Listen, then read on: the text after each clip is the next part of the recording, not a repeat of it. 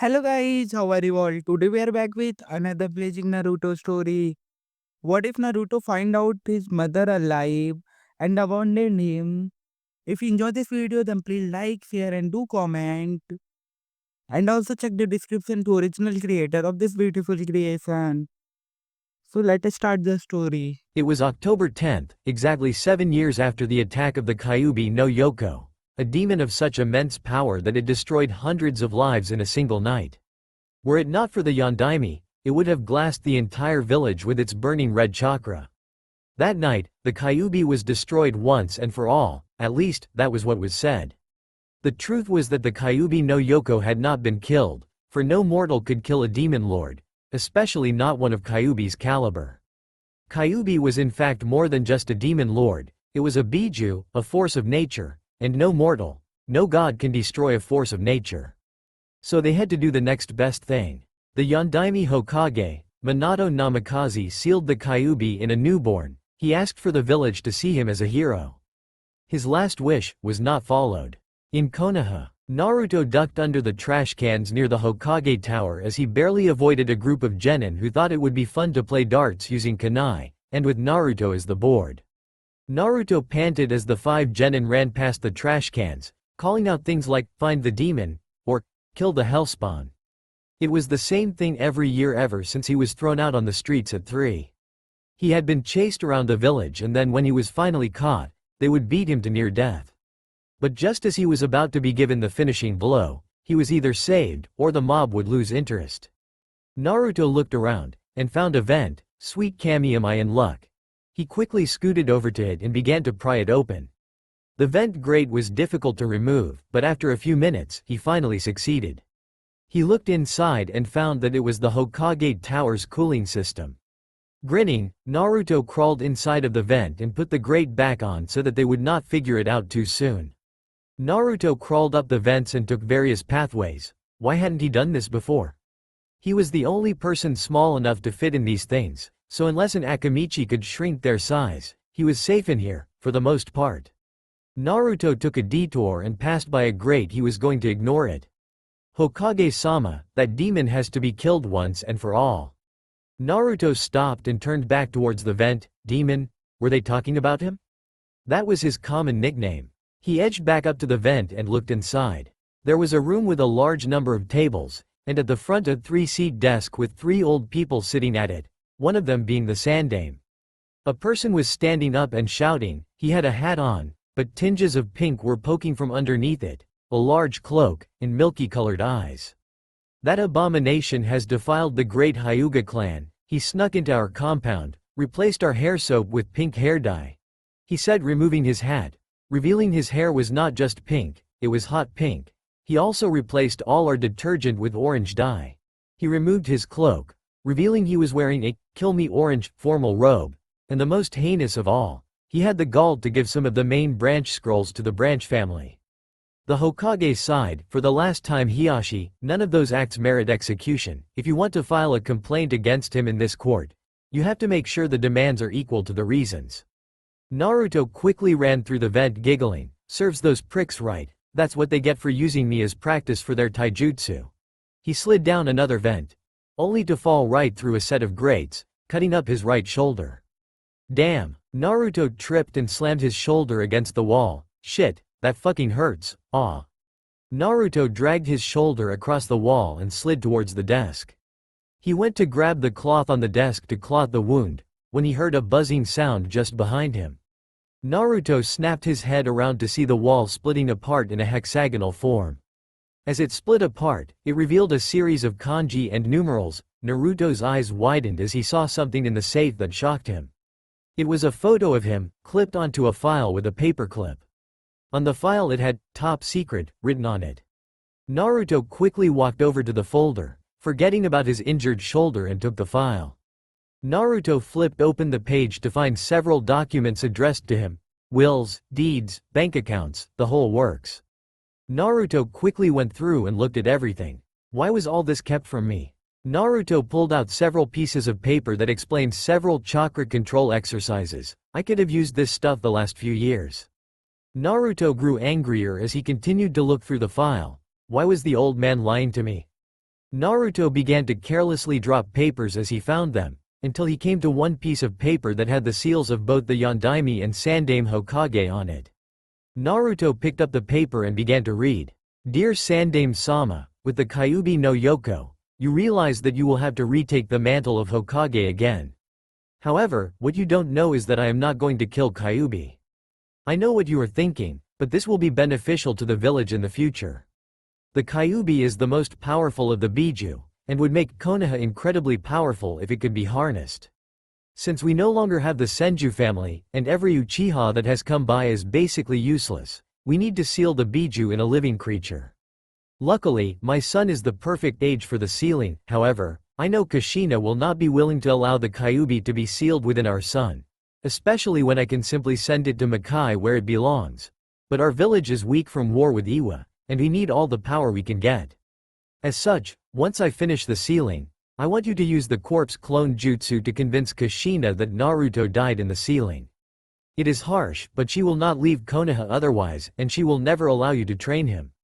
I am sorry I cannot say more, but my notes will say everything. Also, on a final note, Naruto is not to know of high heritage until he is 18, and do not show him this letter. Minato Namikaze, Yondaime Hokage of Konohagakure no Sato. Naruto stared at the letter. His father was the Yondaime, his mother was alive, the Sandaime lied to him. He was a Jinchuriki? Ag. Naruto threw the folder against the wall. You bastard, you could have gotten rid of Kyuubi and instead you sealed it in me. You bastard. In Naruto's fit, he swept aside some papers, one that had a picture of a woman with long red hair and light gray eyes. On the file it had a name that immediately caught Naruto's interest, Kushina Uzumaki. Naruto grabbed it and looked at the folder. It showed a map of where her home country of Uzunokuni was, and how to get there. Naruto gripped the paper tightly and looked at the village, and made a decision that would change Konoha forever. 2 hours later, Hiruzen Sarutobi walked up the stairs towards his office, massaging his temples. The civilian council, being supported by the Hyuga, Yamanaka, and Inuzuka families, demanded the execution of Naruto Uzumaki, again. He understood how Inoichi and Sume felt, as they had both lost their lovers in the Kyuubi attack. But why did Hiashi want Naruto dead so badly? Even before Naruto started pranking them, Hiashi had been adamant about having Naruto executed. Maybe he felt Naruto was a threat to the Hyuga's superiority. Hiruzen was about to grab the door handle to his office, when he smelt the telltale scent of blood. What in the? He tore open the door and looked inside, and his eyes widened in horror. The wall was covered with a trail of fresh blood, and there were papers flung about all over the place. But what horrified him was the fact that the door to the secret compartment was opened. Oh no, he ran towards the safe and looked at the blood. Oh my god, this is fresh. But how could it have gotten here, unless Hiruzen had designed the safe himself? The seal would not open unless the blood was freshly applied directly from the original source, which meant that realization dawned upon the Sandaime. Naruto knows. He quickly ran to his desk and pressed a button. Aide, get me my top Anbu now. After a few minutes, 3 Anbu entered the office. One wearing a dog mask, another with a cat mask, and another with a dolphin mask. Hiruzen looked at them. Inu, Neko, Iruka, Naruto has found out his heritage. He is likely heading towards Uzunokuni. Find him and bring him back alive. The 3 Anbu saluted. Yes, Sandaime-sama, and vanished in a swirl of leaves. Sarutobi then looked out the window towards the direction of Uzunokuni, praying that Naruto did not get too far. With Naruto tore through the underbrush, holding several papers rolled up in his hands that he gripped as if they were a lifeline. He had taken the order by the Yondaime, the map to Uzu, and information on his mother. He had left everything else back in Konoha. It meant nothing to him. He stopped and darted his head around as he unrolled the map, and began to look around for landmarks. Alright, now if I take a left at the spire, and run at an even pace, I should get to Uzu by. Naruto stopped as he suddenly felt a few chakra signatures coming behind him. He had learned to sense chakra, as he wanted to avoid shinobi in Konoha as much as possible. He rolled back up the scroll and shot back into the forest. Naruto turned his head to see 3 blurs in the distance heading towards him. Shit, they found me out.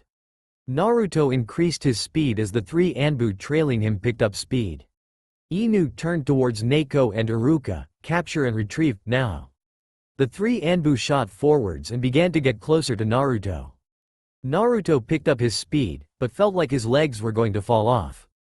He hissed in pain as he tried to go faster. No, I won't go back, I refuse to go back. Damn! Naruto leapt over some foliage, and the three Anbu were only 15 meters or so behind him and gaining. Naruto stole a glance to his stomach, where the Kyuubi was supposed to be sealed. Now would be a good time for you to help me, Kyuubi. Naruto jumped over the underbrush, and suddenly felt as if he was moving faster. The pain in his legs was being reduced. He grinned as he looked downwards to see a small stream of red chakra coming out of the seal. Thanks, Kyuubi.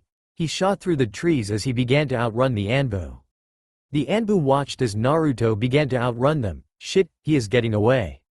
Inu looked at Neko. Calm down, Neko. Once Kyuubi's chakra loses its power over him, he will be easier to catch. He looked at Iruka, and Iruka, the dolphin-masked Anbu, looked at Inu. Do not lose sight of him. Iruka nodded his head as he looked towards Naruto. Naruto crashed through the trees as he looked back towards the Anbu. Shit, I can't outrun them forever. He slowly turned his head around. I have to. Whoa! He skidded to a halt just in time to prevent himself from falling off a large cliff. He looked around to see a massive waterfall with two large statues standing in front of each other. He recognized one as Senju Hashirama, the Shodem Hokage, but he could not figure out who the other person was. But he knew where he was, the final battleground of Hashirama, the Valley of the End. He was right on the border of Hnokuni. He just needed to get over the border and he would be safe.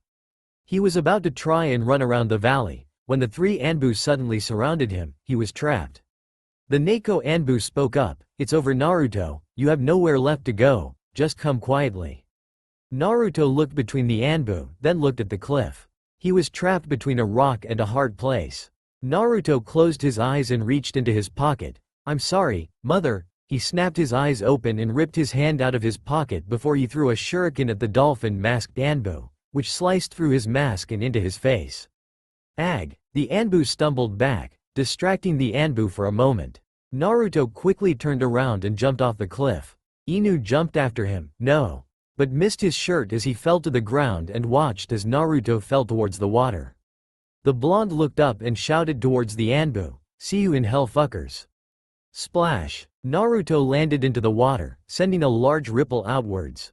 Inu cursed as he turned towards his two comrades. Quickly, we have to find him, the Kyuubi might have saved his life, we can't let him die.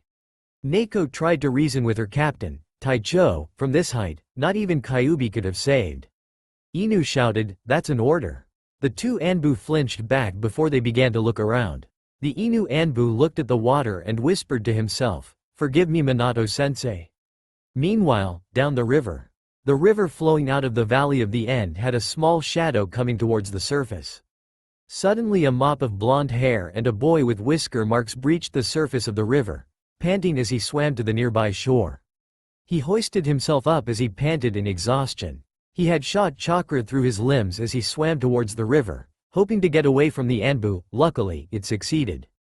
He groaned in pain as he sat up and shook off the water. Finally, got away from those bastards. He stood up and clutched his arm. Damn, that fall must have broken it. He hissed in pain as he tightened the grip he had on his scroll. No, I can't stop now. He lifted his foot and began to walk in the direction he knew Uzu was. I'm coming, Ah-chan. 3 days later, Naruto struggled to remain standing as he walked through the forests of Uzu no Kuni. According to the map, Uzugakure no Sato was a hidden village inside a natural bowl in the earth. The village had a massive storm overhead that could only be seen once they reached the top of the bowl. He saw the final outcropping and set into a sprint. Beyond that edge was the village his mother was, where he could finally find peace. He reached the top and looked over the edge with glee, which quickly turned to horror. The inside of the bowl had the signs that at one time there was a city, but the buildings were cracked, destroyed, nothing more than ruins. The streets were covered with the skeletons of the dead. All around there were headbands from Iwa, Konoha, and Uzu. He knew they were from Uzu, as it was in his mother's profile. Naruto fell to his knees. No, it can't be. His eyes drooped as his exhaustion caught up with him. I came so far. He fell over the edge of the bowl and slid down the smooth surface until he reached the bottom, where he tumbled into various ruins and over skeletons. When he finally stopped, his arm landed on a nearly invisible wire, and a large pop was heard as a flare shot into the air out of a pipe. As it sailed through the air, it exploded just above the edge of the bowl. Nearby, 3 individuals were sitting in a tree perch. The first, a male, had long black hair that stuck up in the back. He had a smooth yet rough complexion. One of his eyes had an eye patch with a swirl design on it. But his remaining eye was onyx black. The second, a female, had short red hair that was tied in a top knot. Her muscles were well defined, but random points seemed to have completely different skin textures, and her eyes were mismatched colors. But it was clearly not inherited. One was dark brown, while the other was cyan blue, but if one looked closely they could see slight scarring underneath the cyan eye. The third was also a girl. She had short spiked hair that went up randomly. It was an orange color, but had a higher concentration of red in it. She had red marks under her eyes and a thin, flexible physique. The male growled in aggravation, "Man, I hate this job, why can't they get somebody else to do it?" The woman looked at the male and growled, "Oh, shut up. You know that we need to keep an eye out on the other nations." She muttered under her breath as she turned away, "At least until they kill each other." The last girl sighed in annoyance, "Will the two of you knock it off? Our leader wants us to warn her if we are being attacked, not kill each other." As the two were about to respond, they saw an explosion go off above the bowl. The male cursed, "Shit. Somebody is here, come on." He leapt out of the perch and headed towards the ruins of Uzugakure. The 2 girls followed close behind. They jumped over the edge of the bowl and landed on the smooth surface, sliding down as if it was natural to them. Once they reached the bottom they landed in combat positions as they pulled out an odd-looking knife. The knives had a serrated edge on both sides, and at the top had 2 hooks, one that went to either side, while a sharp point continued on. The 3 looked around until the red-haired girl spoke up, "Fan out, find the intruder." The male looked around, and his eyes landed on something. A grin came across his features as he turned to look at the girls. "Guess what, we don't have to." The male walked over to the object, and the girls followed. Their eyes widened as they saw a blonde-haired child with spiky locks and a tattered set of clothes clutching a few pieces of paper in his hand. The orange-haired girl kneeled down and inspected him. "He has a broken arm, and a fractured set of ribs. But by the looks of it, he is healing quite quickly." She looked at her comrades. "We had to get him to the hospital." The male nervously looked at the kid. "I don't know, perhaps we should report this first." The red-haired woman snorted at the man. "What's the matter, scared of a little kid?" The man growled, "Hey, we know nothing about him, remember what our leader said? Never judge a book by its cover." The orange-haired girl sighed. "Look, while you two are arguing, I am going to get this kid to the hospital. I will meet the 2 of you later." She picked up Naruto and vanished in a swirl of white dust. The 2 remaining shinobi looked at each other and groaned. Looks like they had to reset the traps, again. With the girl appeared in a cloud of white dust in front of a narrow cavern with Naruto in her arms. She quickly headed down the tunnel, passing by torch after torch as she looked left and right. She suddenly stopped in front of a dead end. She adjusted Naruto in her arms and bit her fingertips. The blood pooled on the fingertips, which she quickly placed in 5 small holes. She stepped back as the rock began to shake as it rolled to the side, a light exiting from behind it. She allowed her eyes to adjust before she walked through the entranceway. Once she exited the small cavern, she found herself standing on a small outcropping attached to a long path that went down the walls. In the center of the cavern was a great city, with a tall tower in the middle of it. Right above the tower was a great whirlpool that covered the city, and on the front gates was the symbol of a village long thought dead. The insignia of Uzugakure no Sato. It was no less than half an hour when Naruto was discovered lying in the middle of the ruins of the old Uzugakure. The woman who brought him to the city before her was standing in front of the gates, the blonde child still being held in her arms. She looked up towards one of the towers and shouted, "Open the gates. We have an injured child here." In the tower, there were 2 individuals. One had a thick black visor that covered his eyes, a thin trench coat, and a pale complexion. He had a strange device on his back that had 6 holes in it.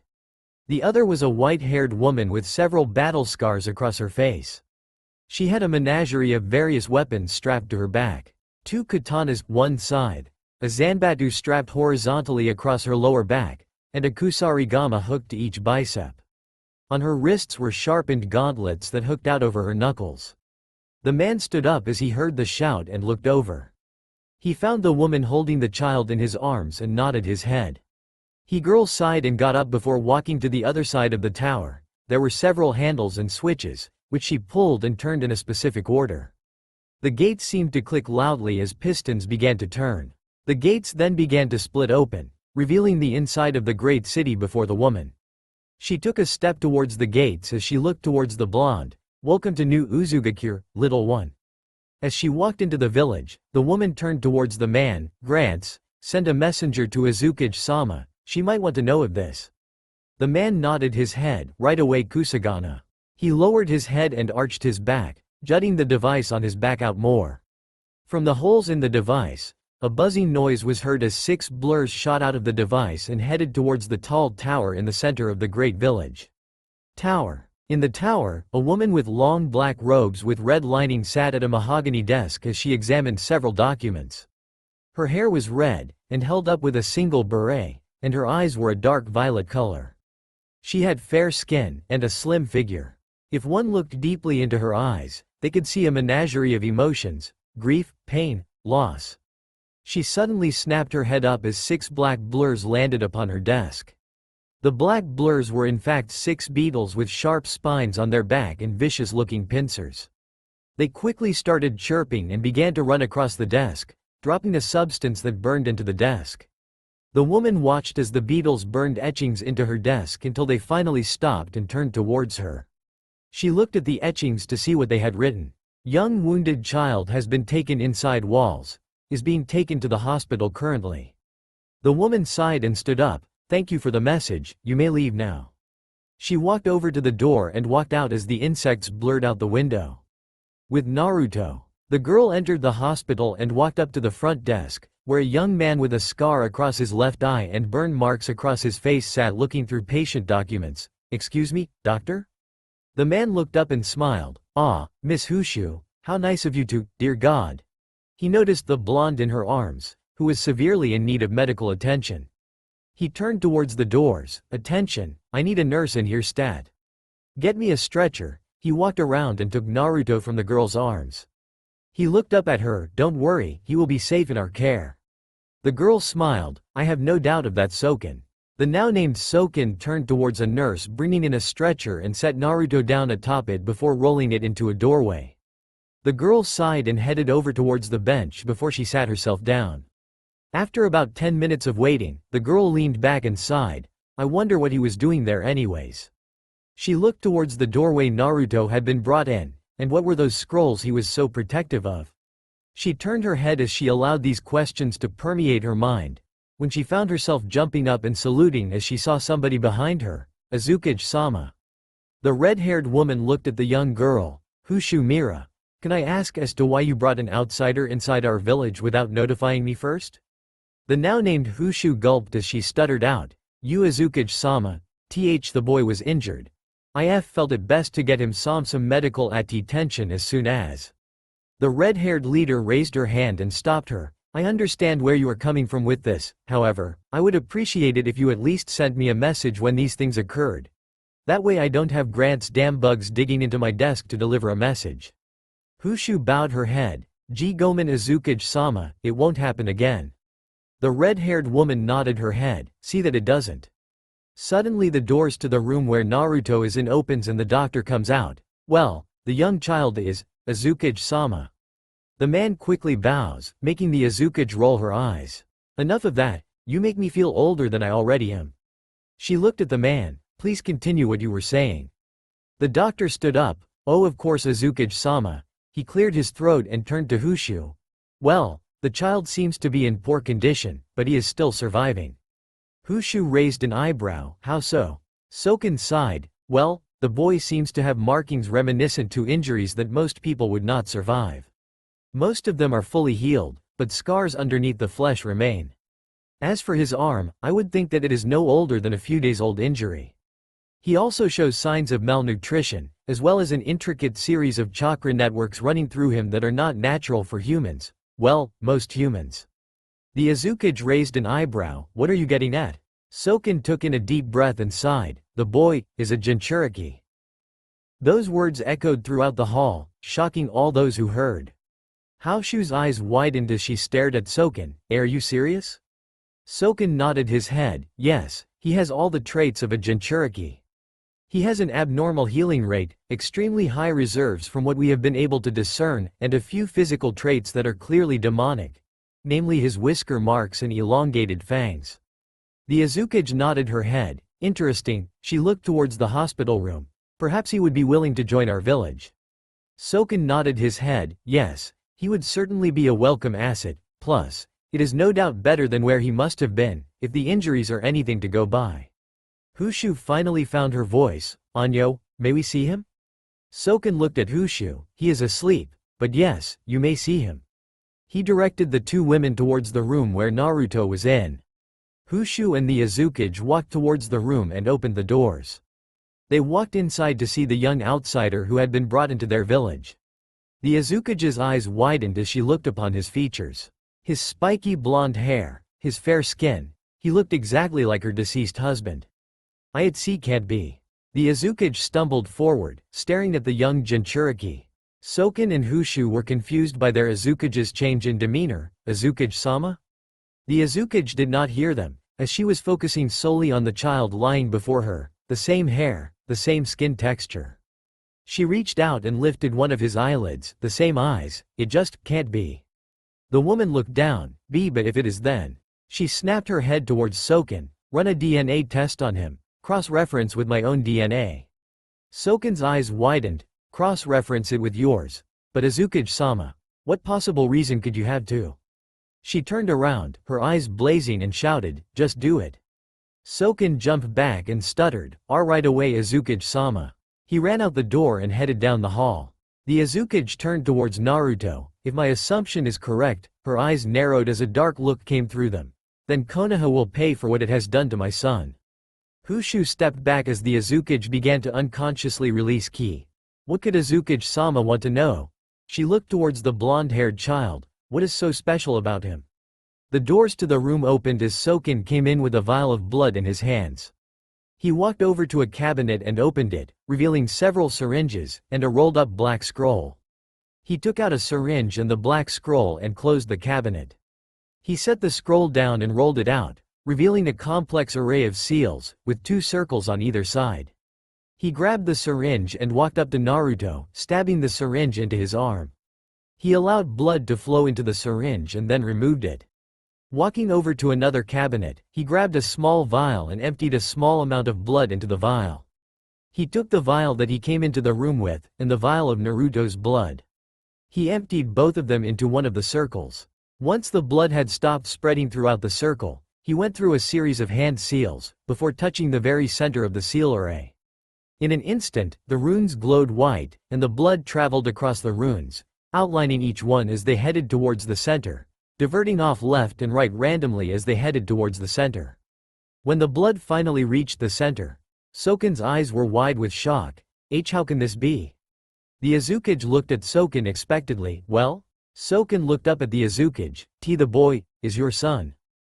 Hushu stared at Soken, then turned her gaze towards the Izukage. You Izukage-sama, why your son is. The Izukage cut her off. I would like both of you to leave, now. She snapped out, scaring Hushu and Soken.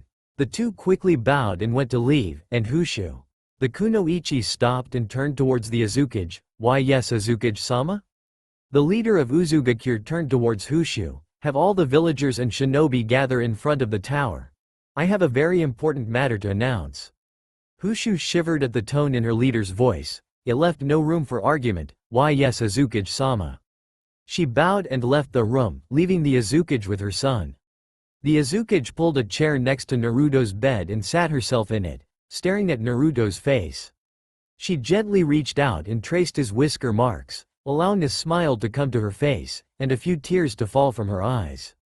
It was the first time in years that Kushina Uzumaki cried. An hour later, The entire populace of Uzugakure no Sato was standing in front of the Isukage Tower, as accordance to the Izukage's orders. The shinobi were staring intently at the top of the great tower, while the civilians were shuffling about. In the crowd, Hushu was staring intently at the tower. I wonder what Izukage-sama wants to tell us. Hey Hushu. Hushu turned around to see her two fellow guardsmen walking towards them. So, did the Izukage find out about the kid? Hushu sighed and looked down. Yes, she did. The male looked up at the tower. Do you think that is what the announcement is about? The girl snorted. Of course it is Epsilon. What else could it be about? Epsilon snarled at the multi-skin-toned woman. Shut up Jiniku.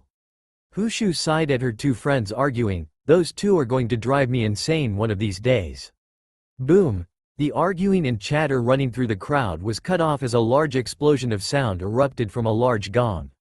Everybody instantly turned their attention towards the top of the tower. A door opened as Kushina Uzumaki, Shodem Izukage of New Uzugakure stepped outward.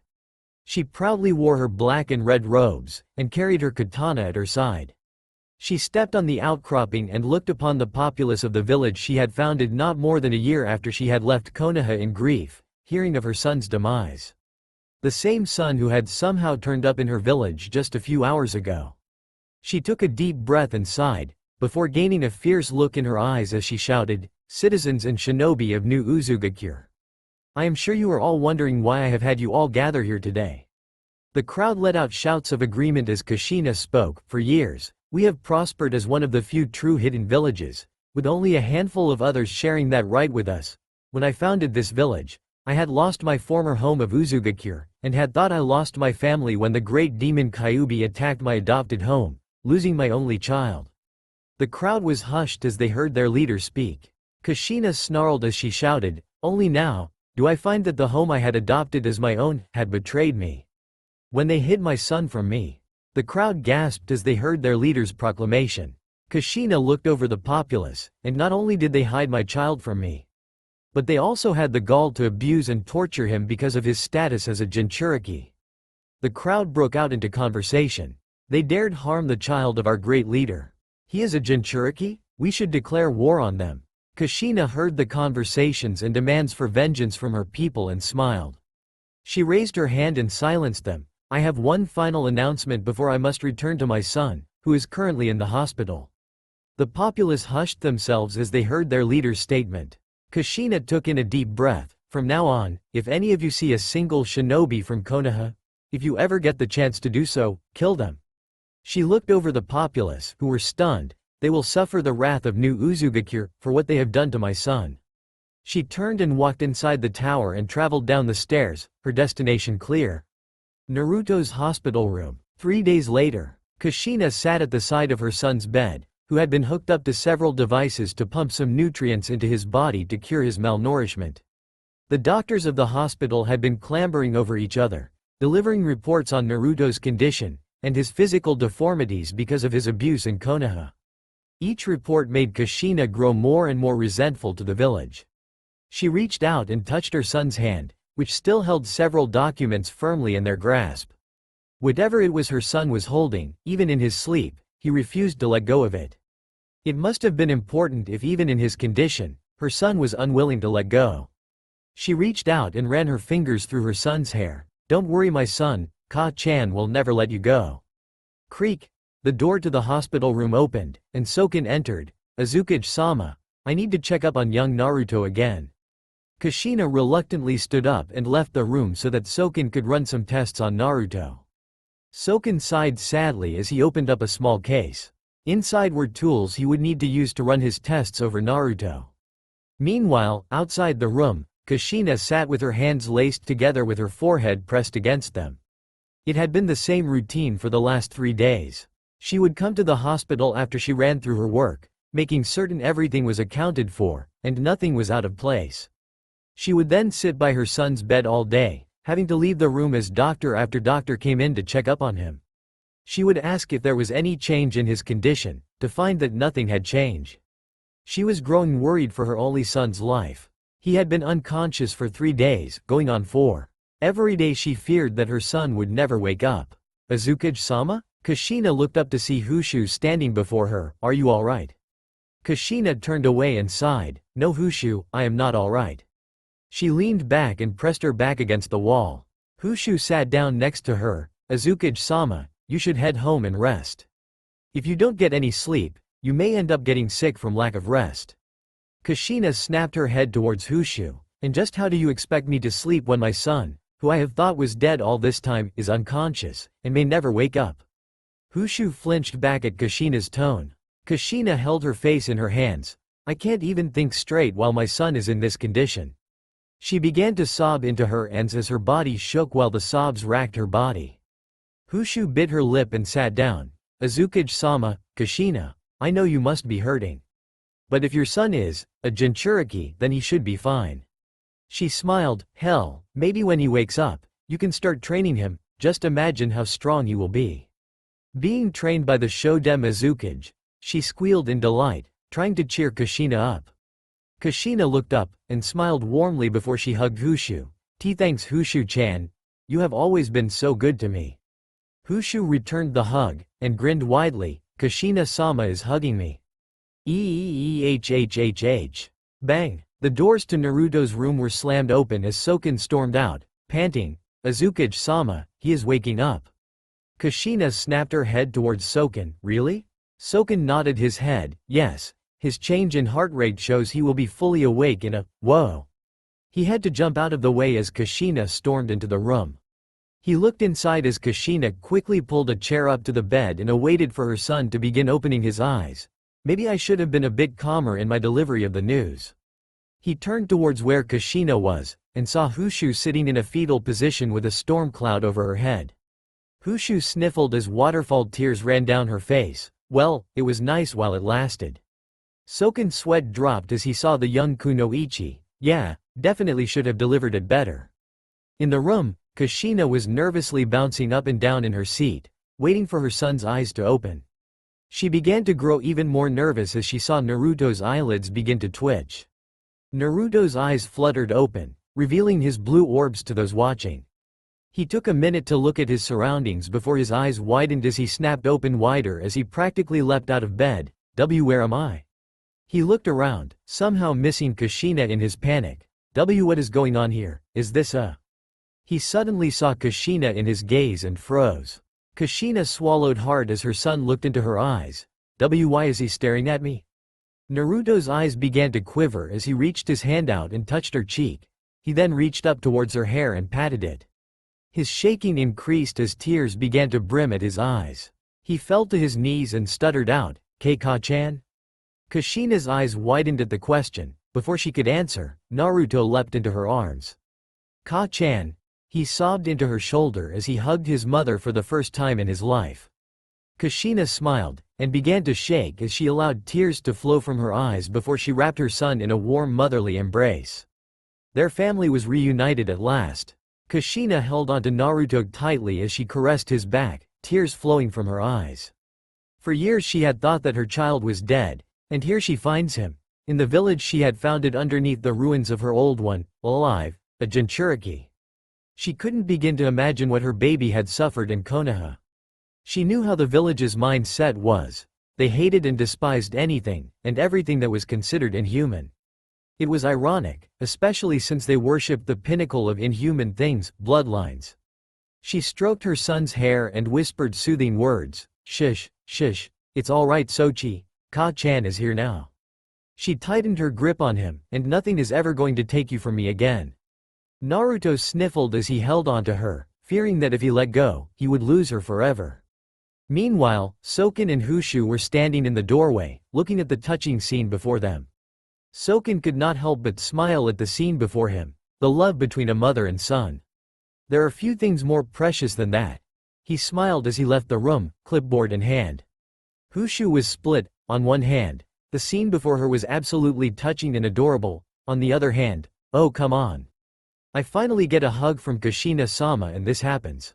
No fair. She inwardly pouted and glared at the blonde, while on the outside her face kept twitching between a warm smile to an obsessive stare directed towards Kushina. After 5 minutes of them letting their tears out, the two finally separated. Well, Naruto kept a firm grip on Kushina's arm, but they were no longer hugging quite as tightly. Kushina wiped the tears out of her eyes and turned towards Naruto. So, Sochi, how is it that you managed to get all the way here to Uzu? She suddenly flinched as she saw the pained look in Naruto's eyes, before he turned away in an angry snarl. That bastard Oji-san lied to me. I found these. He held up the papers in his office and ran away from that fucking hellhole. Kushina stared at Naruto, then narrowed her eyes. Naruto Uzumaki Namikaze, do not. She was cut off as Naruto shouted. I am not a Namikaze. I will never take that asshole's name. Kushina's eyes widened. Naruto, how could you say such things about your father? Naruto opened up his palm and pulled out the letter he found addressed from his father. Read this, and you will know. Kushina took the letter and unfolded it. The writing was a little smudged, most likely from water damage. But the contents were still readable. Outer wall of Uzugakure. The guards were seated around a table, playing cards. One guy smiled. Well guys, looks like I.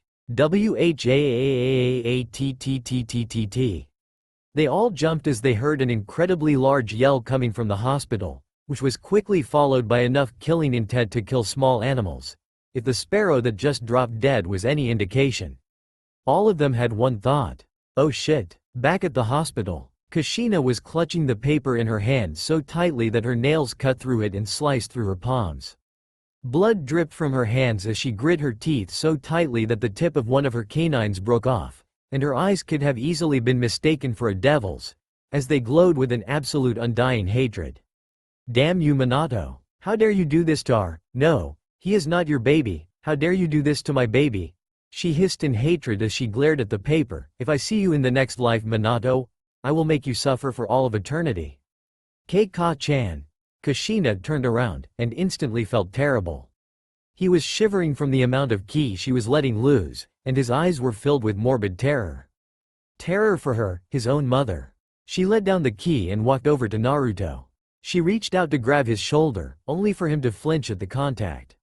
She stepped back and waited for a few moments before she walked forward. It's okay Sochi, Ka-chan isn't going to hurt you.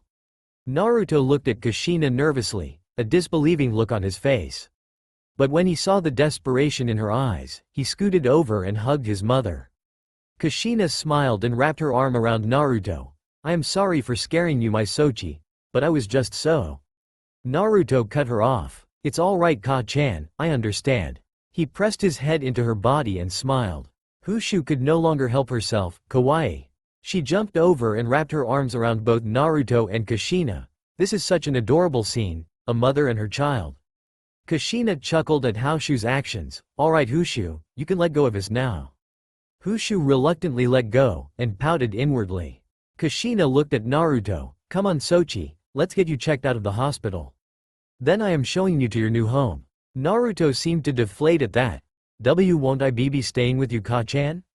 Kushina raised an eyebrow. Why would you ask that? Naruto looked down. Because my caretaker said the same thing before she put me in my apartment. It was in worse condition than the orphanage I was in before I was kicked out. Kushina's eyes widened in fury. She knew how bad the Konoha orphanage was. The ceilings constantly dripped whenever it rained. The staircases creaked whenever they were used. The blankets were barely warm enough to keep the children from shivering at night, and the matron workers were only there for a quick buck, and his apartment was in worse condition? Sarutobi, you had better pray I never get enough forces to destroy your village. Kushina picked up Naruto and smiled. Well, I can assure you that will never happen. Come on, let's get you home. Kushina turned and walked out the door. Isukage-sama. Kushina stopped and turned to see one of her messengers running towards her. He stopped and saluted. Isukage-sama, the council has convened, and wish to speak with you. At the mention of council, Naruto hugged his mother closer as his eyes widened with fear, whimpering as he shivered in Kushina's grip. Kushina inwardly snarled. Is there nobody in that village that looked out for my Sochi? She turned towards the messenger. Tell the council that I will be there soon, I just have to take care of a few things first. She looked at Naruto. How about we go to get you something to eat? I am sure you are hungry after that long trip here. She walked down the hallway towards the exit. The messenger quickly left the building and headed towards the council chambers to deliver the Izukage's message. With Naruto and Kushina, Kushina was carrying Naruto out of the hospital. humming a tune to herself as she entered the main square outside the hospital. Almost as soon as she left the hospital grounds, people began whispering to each other. It's Isukage-sama. Who is the boy in her arms? Maybe it's her son. She is holding him rather closely. I wonder what happened to the poor boy while he was back in his former village. Naruto heard their whisperings and noticed their stares. However, unlike the looks he received in Konoha, ones filled with hate and loathing, these ones were filled with curiosity and appraise. Naruto shifted in Kushina's grip, not used to receiving such look, hugged himself closer to Kushina. Kushina looked down at her son and frowned. They treated him so terribly he reacts like this to praise? She snarled inwardly, oh, I am going to enjoy taking my revenge on Konoha. After a short while later, Kushina looked up and smiled. Okay Sochi, we're here. Naruto looked up, and found his mouth gape open. In front of him was a large building, large enough for at least 100 people. Around it was a large wall that was at least 10 feet high, and was obviously well kept. Kushina walked up to the front gates and pressed her hands against the wall. The wall began to crack and slide, revealing a walkway into the compound. Kushina walked through and looked down at her son. Welcome to your new home, our home. She lifted him up and held him lovingly as she walked up to the door. Naruto looked inside as the door opened. He felt his mouth drop. The entranceway to the home had beautiful stone floors with lush carpeting and spires that spun around like a tall column of spinning water. There was a lovely fountain inside that had the image of some sort of beast. There were many potted plants around the house, some of which looked to be incredibly exotic. There was a beautiful stone staircase that led up to the second floor, and on the walls were beautiful paintings of the sea, and other things that one would attribute to the ocean. Kushina smiled and walked towards the staircase, climbing up it as she spoke. This home was built from the granite and marble that held together the palace of the original Uzugakure. I used the granite to fashion the walls, and the marble the designs in the walls as well as some of the decorations. It is the last remaining piece that shows the royalty of Uzugakure. As Naruto looked at the walls, he saw etchings of sea beasts and warriors throwing water and wind around as if it were a part of them. Kushina finally stopped in front of a doorway and looked at Naruto. I don't know why I built this room, but for some reason, it just felt like it was the right thing to do. She smiled warmly. Now I know why. She kissed Naruto lightly atop his head. It was Kami-sama giving me a message telling me that you were alive. She opened the door and walked inside, revealing what she meant. Inside there was a bed for a small child, a few toys laying about, and even a small bookcase filled with various storybooks, and on the side, a small desk with coloring books and colored pencils. Kushina set Naruto down, who was staring at the room with widened eyes, not believing what he was seeing. He looked up at his mother. This is mine? Kushina nodded and smiled. Yes Sochi, it is. Naruto slowly walked around the room, taking in his surroundings. He walked up to his bed, gazing at the sheets. They were pristine, clean, not thin, dirty and moth-eaten. The bed was also well made, rather than looking as if it would collapse at any moment. He walked over to the toys. Back in the orphanage, he was never even allowed to look at toys, and now here, he had a collection of toys of his own. He gazed over at the bookshelf. He had taught himself to read from dictionaries and leftover encyclopedias in the dumpsters. He had never before held a book for a child. He gazed at the drawing books and colored pencils, luxuries reserved for those who had loving parents. Everything he had at one time desired, was now his. Kushina was suddenly embraced by a sobbing Naruto who was clinging to her for dear life. She picked him up and cradled him in her arms, whispering soothing words in her son's ears. Shish, shish, it's all right my Sochi, Ka-chan will never leave you again. Naruto continued sobbing into her, holding her tightly as if he felt that letting her go was a greater evil than any he had ever suffered. After a half an hour, Naruto finally calmed down, and was now just simply clinging to his mother tightly. Kushina adjusted Naruto in her grip, soothingly rubbing his back. There, it's all right. She gently kissed his cheek. Come on, we have to go speak to the council. Naruto flinched in Kushina's grip, which Kushina noticed. Do not worry Sochi, so long as I am there, nobody will dare lay a hand on you. The conviction in her voice calmed the blonde's fears, and he nuzzled closely to Kushina as they walked down the stairs, out the door, and to the Isukage Tower. Time skip, council chambers. Kushina pushed open the doors to the council room with Naruto walking behind her leg. She looked around to see each of the council members seated cross-legged as they watched her enter. The one to the closest right smiled. "Isukage-sama, so glad you could come. We have many things to discuss." Kushina nodded her head. Of course. She turned towards Naruto, who was trembling lightly behind her. She placed her hand on his head. "Do not worry, Sochi, they will not harm you." Naruto looked up at Kushina. "Promise?" Kushina smiled and lifted Naruto up. "I promise." She walked over to the only vacant spot and sat down, crossing her legs and placing Naruto in her lap. "So, who might I ask called this meeting?" 3 individuals stood up. The first was a pale-skinned woman with a strong yet slender figure. She wore spiked black armor on her shoulders and her arms and legs. Her eyes were lightly slitted and had a gold tint around the edges of her brown eyes. Her hair was a crimson red. The second was a tan-skinned male with a strong figure. His eyes were covered by his white and red hair, and his body covered in a long cloak that hid his form. He lifted his face lightly to reveal a green eye with red markings around the edges of his eye socket. The third and final was a pale tan-skinned man with long black scraggly hair. His body was scarred along the arms, and his left eye was covered completely. He was a giant of a man, being at least 7 foot. Kushina looked at them. "May I ask why you 3 saw fit to convene this meeting?" The giant man was the first to speak. "Isukage-sama, we are concerned with your proclamation to have every shinobi of Konoha be killed on sight. While personally I do not like Konoha, to be truthful I hate it after what they did to me and my clan." He unconsciously reached up to his covered eye, "But nonetheless, Konoha is far stronger in numbers than us. Do you think it wise to basically declare war on them?" Kushina looked at the giant man. "After what they did to me and my Sochi, I would like to make alliances with Iwa and Kumo if it meant bringing Konoha to its early grave." This proclamation shocked the council. A figure stood up and spoke with a feminine voice. "Isukage-sama, you can't be serious. Kumo I can understand, but Iwa? They destroyed the former Uzugakure because they wanted to gain our power, and you would consider an alliance with them to destroy Konoha?" Kushina turned to the figure. "Indeed, that is what I mean. I would love nothing more than to make that village suffer for what it has done to my Sochi." The red-haired woman spoke up. "Might we ask Isukage-sama, what did Konoha do to your Sochi?" Kushina snarled. "Knowing how Konoha works, a better question to ask would be, what didn't they do to my Sochi?" The woman quirked an eye. "I don't quite understand." Kushina sighed and looked up.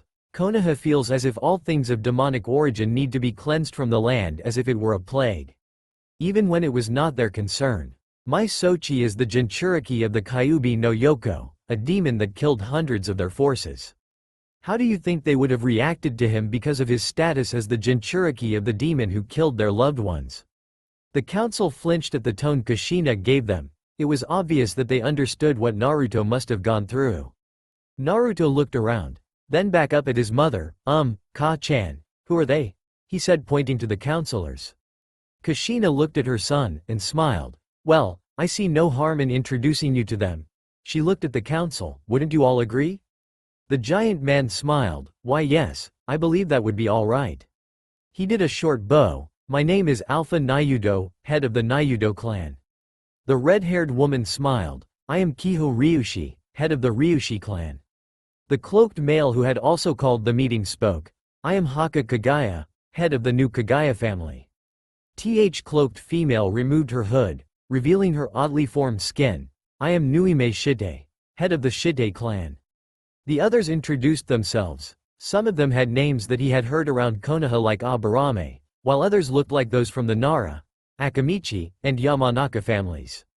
The last open to introduce themselves was a thin man with a strong build, and wore blacksmith's clothes. "I am Kyoraku Kusagana, head of the Kusagana family, the only clan, besides the Uzumakis, left of the old Uzugakure." Naruto looked between them, then looked up at his mother. "Why are there people from a Konoha clan here? Why do they look like they are from a Konoha clan? And do any of them have cool abilities?" Kushina smiled. "I will leave that to them to say." The Aburame, whose name was Shinbo, stood. "My clan is actually the main branch of the Aburame family. Many years ago our clan broke off from the lesser branch because they grew arrogant, thinking that their Kakaichu would be more than enough to survive. We split off as the lesser branch joined Konoha. We kept our name, as it was originally ours to begin with anyways. The one who looked like he was from the Nara, Akamichi, and Yamanaka families spoke. At one time the Nara, Akamichi, and Yamanaka were one clan. But several branches of cousins broke off, forming the separate clans of Yamanaka, Akamichi, and Nara, each with their own specialty. I am part of the main clan which did not break off. Alpha spoke. As for cool abilities, he flicked his wrist, and a vine of black wood shot out of his arm. Is this what you were talking about? Naruto's eyes widened. Wow, that is so cool. Alpha chuckled and sat down. I am glad you think so. Haka spoke up. The next order of business is also quite important.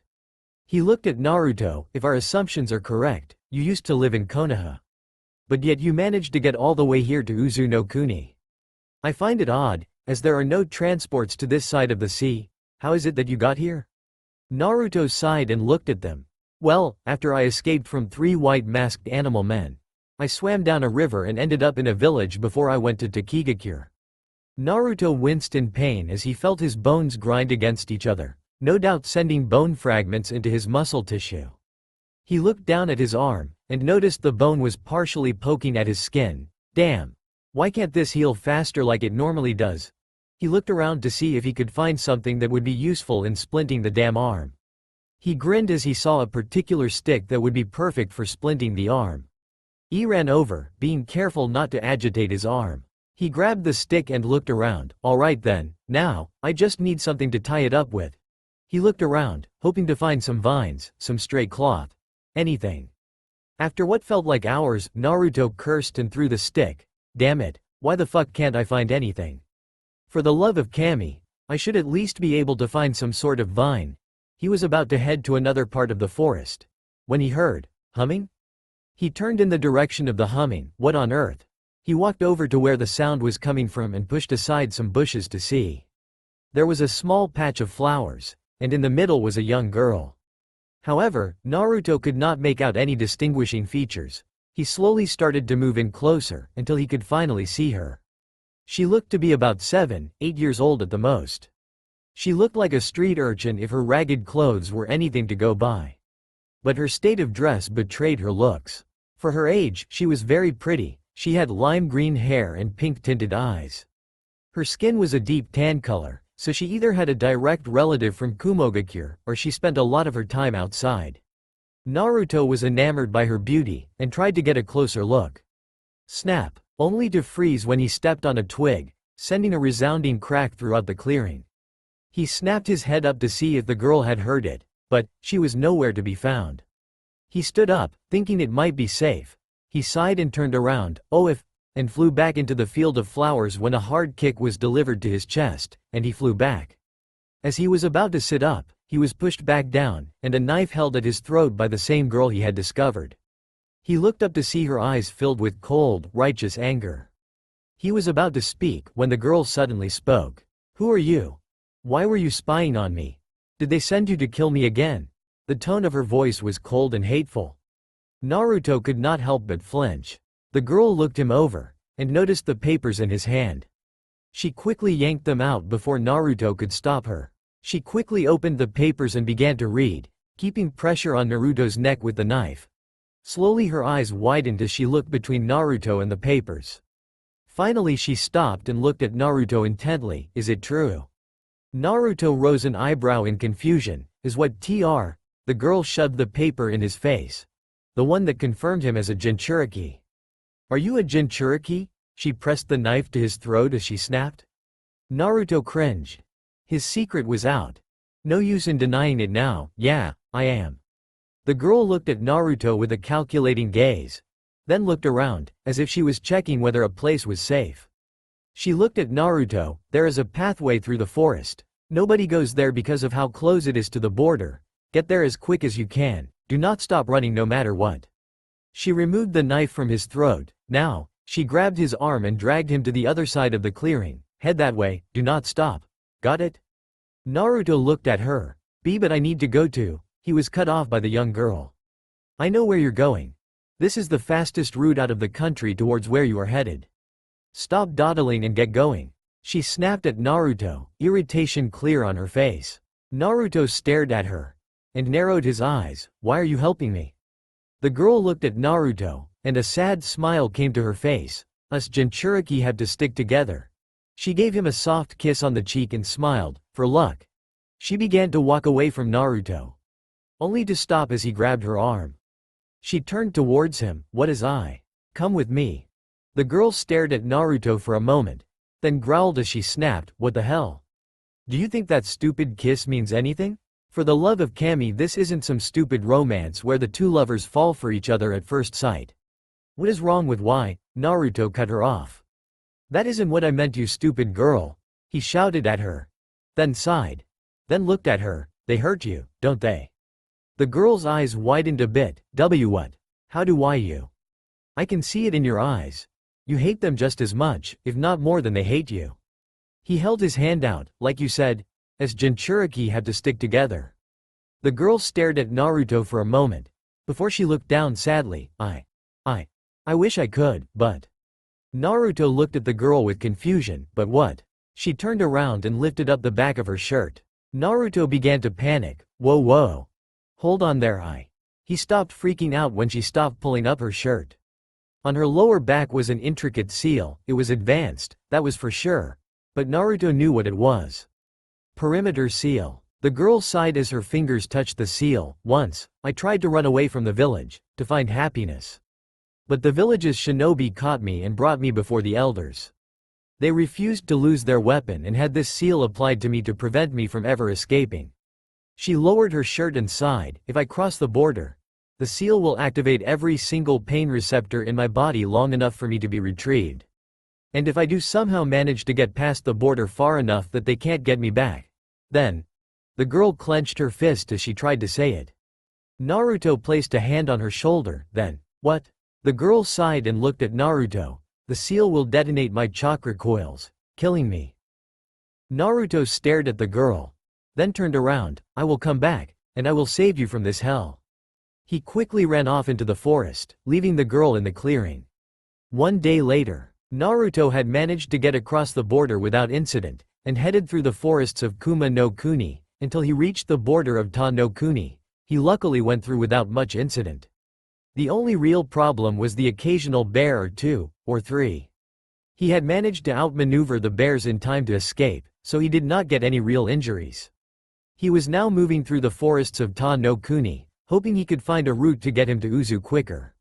Sadly, so far it has proven near fruitless an endeavor. He tried looking at the map, but there were no landmarks that would be remotely useful in showing where the hell he was.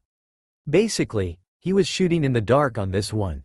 Naruto sat down on a rock as he tried to catch his breath, then clutched his arm as another shot of pain went through it. It was taking longer for the arm to heal than normal. He must have shattered it more than he thought when he jumped off the cliff. Damn. It's bad enough I had to go through a forest on my own, but now I still have this fucking arm to deal with. Damn. He looked up at the sky. Can't you cut me a break? The 7-year-old sighed. Why am I asking Kami again? She hasn't answered my prayers before. He folded out the map and looked at it. Alright, so if I go from here west, I can head up that route until I reach. Ah, Naruto shot his head up as he heard a feminine scream and rustling bushes. What the? Out of curiosity, he headed into the direction he heard the scream to see what was going on. He pushed aside the branches and shrubs that were in his way and saw what was going on. A young girl, likely no older than 6 or 7 years old by the looks of it, was being held up by her hair as she squirmed in a large mont's grip. She had light tannish skin, and she had orange-red hair. She was whimpering in pain as the man grinned darkly at her. Ah, what's the matter, little girl? I thought you wanted to play. He reared his fist back. It's called 2 for flinching. He punched her in the stomach, making her cough as the wind was knocked out of her. Naruto snarled hatefully at the man, who was abusing this girl for his own sick amusement. Just like the villagers, the man threw her to the ground and sneered, "You are no fun." He reached into his pouch and pulled out a knife. "Oh well, guess you can die like the rest who wanted to play." He stalked towards the girl as she tried to move away, but she was in so much pain that she could hardly move. The man grabbed her by her hair and placed the knife at her throat. Looks like I will have to find a new playmate. And who knows? Maybe it's 16's a charm. He moved to slit the girl's throat. Crack. Only for him to fall over as a branch was struck over his head. He fell over unconscious as blood began to flow from his head. The girl whimpered as she clutched her neck, which had a slight gash in it, but nothing too major. Though the blood was still flowing, she looked up to see who her savior was, and found herself awed. Naruto was standing above the man much like a warrior, with the broken stick in his hands, a dark look in his eyes. He turned his head towards the girl. You alright? The girl found herself staring at the blonde, unable to answer. Naruto grabbed her shoulder with a firm, yet non-aggressive hold. Hey, you alright? The girl was shaken from her stupor, and nodded her head as she registered his question. Why yes, I am, now. Naruto smiled softly. That's good. He was about to help her up. Sasama, where are you? The red-haired girl looked up in shock. Kagero-sama? The bushes parted as a young girl about the same age as the now named Sasama. If Naruto's presumption was correct, she was stunningly beautiful, her pale skin was smooth, and her light green hair was silky. She had greenish-blue eyes as well as a slim figure. She turned her head, and her eyes widened as she saw the position of Sasama. Sasama, she ran over and started checking her over. Sasama, what happened? She looked at Naruto and snarled. What did you do to my kin, you worthless mongrel piece of? Kagero-sama. The girl looked down at Sasama. He saved me. The now named Kagero looked between Naruto and Sasama, then turned towards Sasama. Is this true? Sasama nodded her head. Hi, it is Kagero-sama. Kagero sighed, then turned her attention towards Naruto. My thanks for protecting my kin. I am forever in your debt. She bowed low and spoke, as are the Fuma clan. Naruto raised an eyebrow. Thanks. Kagero looked up, and tilted her head. If I may ask, where are you from? I can tell by your attire that you are not from around here. So, where are you from? Naruto narrowed his gaze and turned away. It is none of your concern where I am from. Kagero sighed. Alright then. Where are you headed then? I might be able to help you out. I know these forests like the back of my hand. Naruto looked at Kagero. Well, I guess it would not hurt. He rolled out the map and handed it to Kagero. I am heading there. He indicated towards Uzu-no-Kuni. Kagero looked at the map. Well, I don't know how you could get to Uzu-no-Kuni. Naruto let out a groan. But I can tell you how to get to a town in Rhounokuni that is well known for its merchants who travel overseas. Naruto's head shot up. Really? Kagero nodded. Yes. She traced a pathway for Naruto to see. There is a port city off the coast of Tanokuni to the north. From there you can sneak onto one of the ships headed for this city.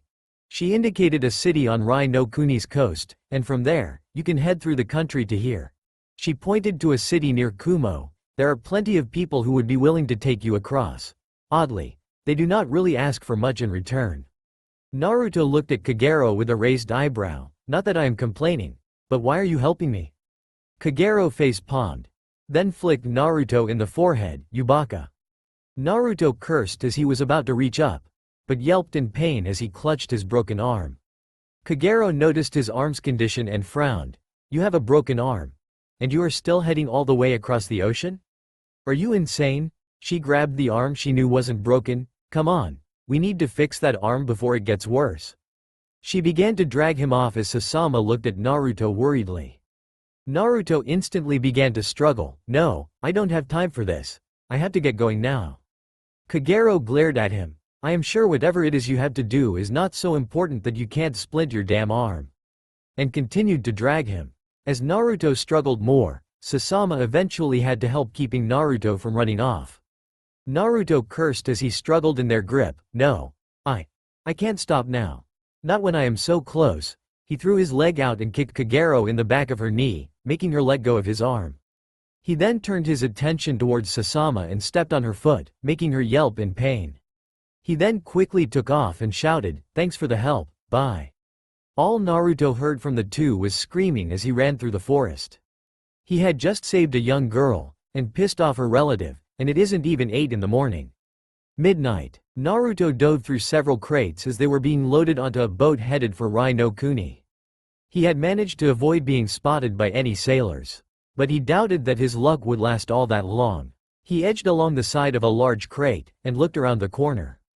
He cursed as he saw 3 sailors sitting around a makeshift table with a set of gambling cards and a few bottles of sake. It was unlikely that he was going to be able to get onto the boat on this end. Anyo. Naruto snapped around as he heard a soft voice and prepared himself to attack, only to stop as he saw who was in front of him. It was a young girl, maybe 6 or 7 years old. She had pale skin and dark hair tied into 2 bangs on the side of her face. She wore a civilian's gown and had no shoes on. She was circling her foot on the ground. Anyo. What are you doing? Naruto swallowed the lump in his throat. He was screwed. What if he told her what he was doing and she ended up warning the sailors? He would never see his mother again. He could not let that happen. The girl saw Naruto's nervousness and looked at the boat, then back at him. Are you trying to sneak on the boat? She pointed off to the side. If you are, there is a place where none of the sailors are watching. Naruto could not help but stare at the girl as he looked to where she was pointing. She was right, there were no sailors on that spot. It would be a piece of cake sneaking onto the boat from there. But how did she know that? And why was she helping him? As if knowing his question, the girl responded, I have been trying to stow aboard a ship to Umi no Kuni for the past week, so I have seen most of the job shifts. They are all incredibly predictable, surprisingly. She smiled, and I am happy to help a fellow orphan. She quickly ran between the boxes before Naruto could say more. The next day, Naruto had followed the young girl's instructions, and within a few hours, he had reached the port. He quickly slipped off the boat and slinked in between the crates as they were being loaded off, then blended in with the crowd. Naruto looked around through the city as he enjoyed the sights. The city obviously thrived off of the sea. There were small sushi bars, fishing shops, scuba gear, just about anything one would be able to find along the sea coast. He continued on, until he tripped as a man bumped into him. Time seemed to slow as he watched the ground coming towards him. His broken arm was in a direct path with the ground, and there was no way he was going to be able to alter his course in time. His arm would likely be shattered from the impact. Naruto closed his eyes and waited for the impending pain, only to yelp as he felt the back of his shirt get yanked on as he was brought back up onto his feet. He coughed for a second as he regained his balance, then looked to see who it was that stopped his fall. In front of him were 2 young girls and a boy standing in a line. Standing on the left was a young girl. She had dark skin, dark red hair, and amber-colored eyes. She had her arms crossed as she looked at him. Standing in the middle was a boy who also had dark skin, just a slightly different shade. His hair was white, quite odd for his age, and onyx eyes, and he had a lollipop in his mouth. Standing on the right was another young girl, though she was different from her companions. She had short blonde hair that reached about her chin, fair skin, unlike her companions, and light blue eyes. He 3 watched as Naruto stared at them.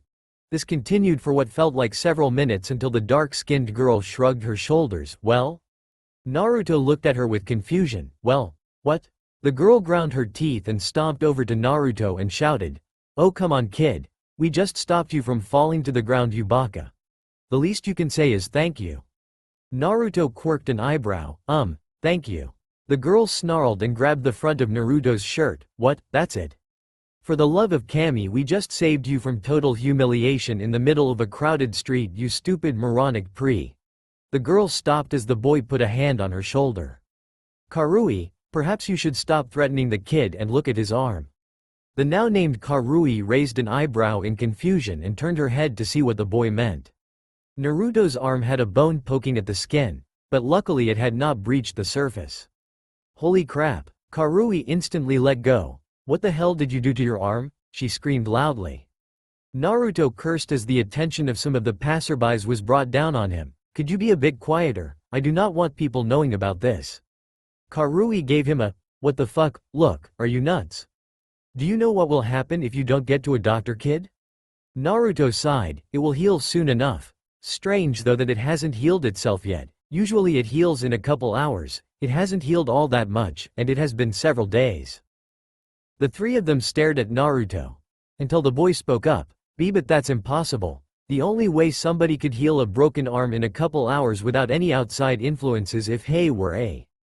The word died in the boy's mouth as he stared at Naruto with widened eyes. Are you a Jinchuriki? The blonde girl spoke up with no emotion as she looked at Naruto. You're a Jinchuriki, aren't you? Naruto stepped back as he lowered himself into a fighting stance he saw a couple weeks ago, hoping it might intimidate them away. They knew his secret, yeah. He began to edge away, but was put off when Karui chuckled. Please, you call that a stance? It looks like you learned hat stance by watching someone do it in a training field. I doubt you even know how to use it, so stop trying to intimidate us. Naruto's eyes widened as they caught onto his bluff. He was about to make a break for it. Relax, we aren't going to hurt you. Naruto stared at the blonde-haired girl. Why you aren't? The girl shrugged her shoulders. Why would we? It would be redundant and hypocritical to treat you bad because you are a Jinchuriki when our sensei is one too. Naruto's eyes widened. Why your sensei? A Jinchuriki. Like me? The boy rolled his eyes. Well, obviously not. I doubt the two of you both have the same biju. Karui bonked the boy on the head. I think he meant another Jinchuriki, you dolt. He is surprised. Naruto chuckled at their antics. Then shook his head. Sorry, but by any chance do any of you know how to get to? He pulled out a map and pointed to a city. Here? The three looked at the paper, then back up at Naruto. Why do you want to get there so badly? Naruto went quiet as he pointed to Uzu. I want to get here. He had a far-off look in his eyes as he stared at the single spot. Karui looked at the blonde. Then sighed. Well, if you head up the path that way. She pointed behind Naruto. You can get to the town in a couple of hours. Then from there you can get here. She pointed at the spot with uncertainty. In roughly 2 hours if you are lucky. Naruto looked up at her and smiled. Thank you.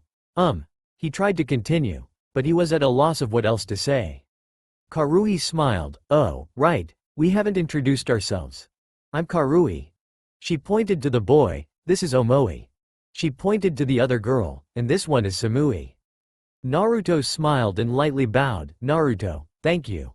He turned and headed off to the path, leaving the three of the young kids in the middle of the road. End long series of flashbacks. After that, I headed to Uzu as fast as I could, and well, the rest is history. The council looked at each other as they discussed what Naruto had told them. Apparently, a 7-year-old child had traversed throughout several different countries in a matter of 3 days. Quite astonishing to say the least. Alpha turned towards Naruto. Naruto. Would you be so kind as to wait out in the hall for a moment while your mother and the council deliberates? Naruto looked nervously up at his mother, who smiled and nodded her head. It's alright, Sochi. I will be out in a little while. Naruto nodded his head and left the room. Kushina meanwhile whispered to one of the guards, put the silencing seals up. I don't want him to hear this. The guard acquiesced to her request as the doors closed. The council then began to roar in outrage. How dare that blasted village? How dare they do such horrible things to a child that he is forced to run across an entire continent just to find a small semblance of happiness? Alpha shouted as his arm was covered in spikes made of black roots, several odd-shaped pods being located on them. I say we burn that village to the ground. Send all our forces there to turn it into a smoldering ruin. Screamed Haka Kagaya, who was now covered in spikes made of bone as a small crest formed on his head made completely of bone. Let them suffer by a plague worse than any in the history of the elemental nations. A normally stoic Shinbo shouted as beetles of all shapes and sizes began to scurry over his limbs. Kushina growled in aggravation, as much as I would love to do that. And believe me, I would love nothing more than to make every last man, woman and child who harmed my son suffer for their transgressions. We can't. Kiho Ryushi shot up from her seat. Isukage-sama, do you mean to telephone us that we will let them lie from this transgression? Kushina snarled in anger. Of course not. But right now Konoha's forces outnumber us 10-1. Even if we somehow manage to cripple some of the more powerful opponents, we are still not yet strong enough to challenge them. Especially when we have no allies, and they have Suna, another powerful hidden village, as an ally. Kiho flinched back, and lowered her head in shame. Kushina sighed. I am sorry, Kiho, but, she growled as she grabbed her hair, I am just so frustrated. Nuime was in a thoughtful pose. Then looked up at Kushina. Actually, Isukage-sama. We have more possible allies than we thought. Kushina looked at Nuime in confusion. What do you mean? Nuime smiled. Think. How many countries did Naruto pass through on his way here? And how many times did he meet someone who was willing to help? Kushina stared blankly at Nuime. Until her eyes widened in realization. Why you mean? Nuime nodded her head. Yes, it may not be much, but at the very least it is a start. Kushina looked down. And then looked up at the council. I want everyone here to find the best diplomats we have. And have them ready to be sent to the following places. Tanokuni, Rhounokuni, and Takigakure. Have them look for the following children: Simui, Omoi, and Karui in Rhounokuni, Kagero and Sasama of Tanokuni, and a young Jinchuriki girl in Takigakure. We have an alliance to build. Hiruzen Sarutobi tapped the top of his desk as he looked towards the 3 Anbu before him. So let me get this straight. My 3 top Anbu who have captured high-class missing nin, outmatched some of the finest members of the Hyuga, Inuzuka, and Aburame clans in tracking, outsmarted Nara tacticians, and in the last few years, have provided victories for us during our war with Kumo. Cannot find one 7-year-old Jinchuriki child, who fled this village not a week ago, with you 3 not more than 10 meters behind him? And to this, you could not find him even after he leapt off the cliffside at the Valley of the End? Inu, Neko, and Iruka fidgeted in place under their Hokage's scrutinous gaze. They had returned 20 minutes ago after having searched every single inch of the Valley of the End for a trace of Naruto's whereabouts. They came up with absolutely nothing, and it had begun to rain, which would have removed any other remaining trace of Naruto's whereabouts. Inu stepped forward. We are deeply apologetic, Sandame-sama. Naruto had used the Kyuubi's Yuki and managed to outrun us up to the Valley of the End, where he jumped off the cliff. Hiruzen frowned as he laced his fingers together and rested his forehead against the interlaced fingers. You're dismissed. Report in at exactly 7 o'clock tomorrow morning, no excuses. The 3 bowed. Hi, Hokage-sama. The 3 Anbu operatives vanished via Shunshin, leaving the elderly Hokage alone. Hiruzen sighed as he turned to look out the window to see the village prosper, and 7 years' worth of planning be destroyed by a single act of negligence. Sighing, he rubbed his forehead. How could things have gone so wrong in such a short time? Looking up towards the setting sun, he clenched his fists. Knock, knock? Hiruzen looked towards his office door, and sighed. Enter. The door opened, and 3 figures entered, all 3 as ancient as the Sandame himself. The first figure was an elderly woman with a knot tied in her hair. The second was an elderly man wearing a pair of glasses, and the final figure, another elderly man with bandages covering the right side of his face, and his bandaged right arm. Hiruzen frowned at the 3 figures who entered: Kaharu, Homura, Danzo. To what do I owe this sudden visit from my old comrades? The bandaged man was the first to speak. I am sure you know perfectly well why we are here, Hiruzen. He walked forward as he reached into his robe, pulling out a file and placing it on Hiruzen's desk. It is in regards to the whereabouts of one Naruto Uzumaki. Hiruzen narrowed his eyes and laced his fingers together and leaned his chin upon the enclosed fingers. I have nothing to say to you 3. The woman spoke up. That is where you are wrong, Hiruzen. Naruto is an asset to Konoha due to his status as not only a Jinchuriki, but heir to the Namikaze clan. Only he is capable learning the Namikaze clan's prized Hiraishin, and unlocking the notes that Minato left behind in regards to the Rasengan's true potential. Hiruzen sighed. Jiraiya has the information on the forming of the Rasen.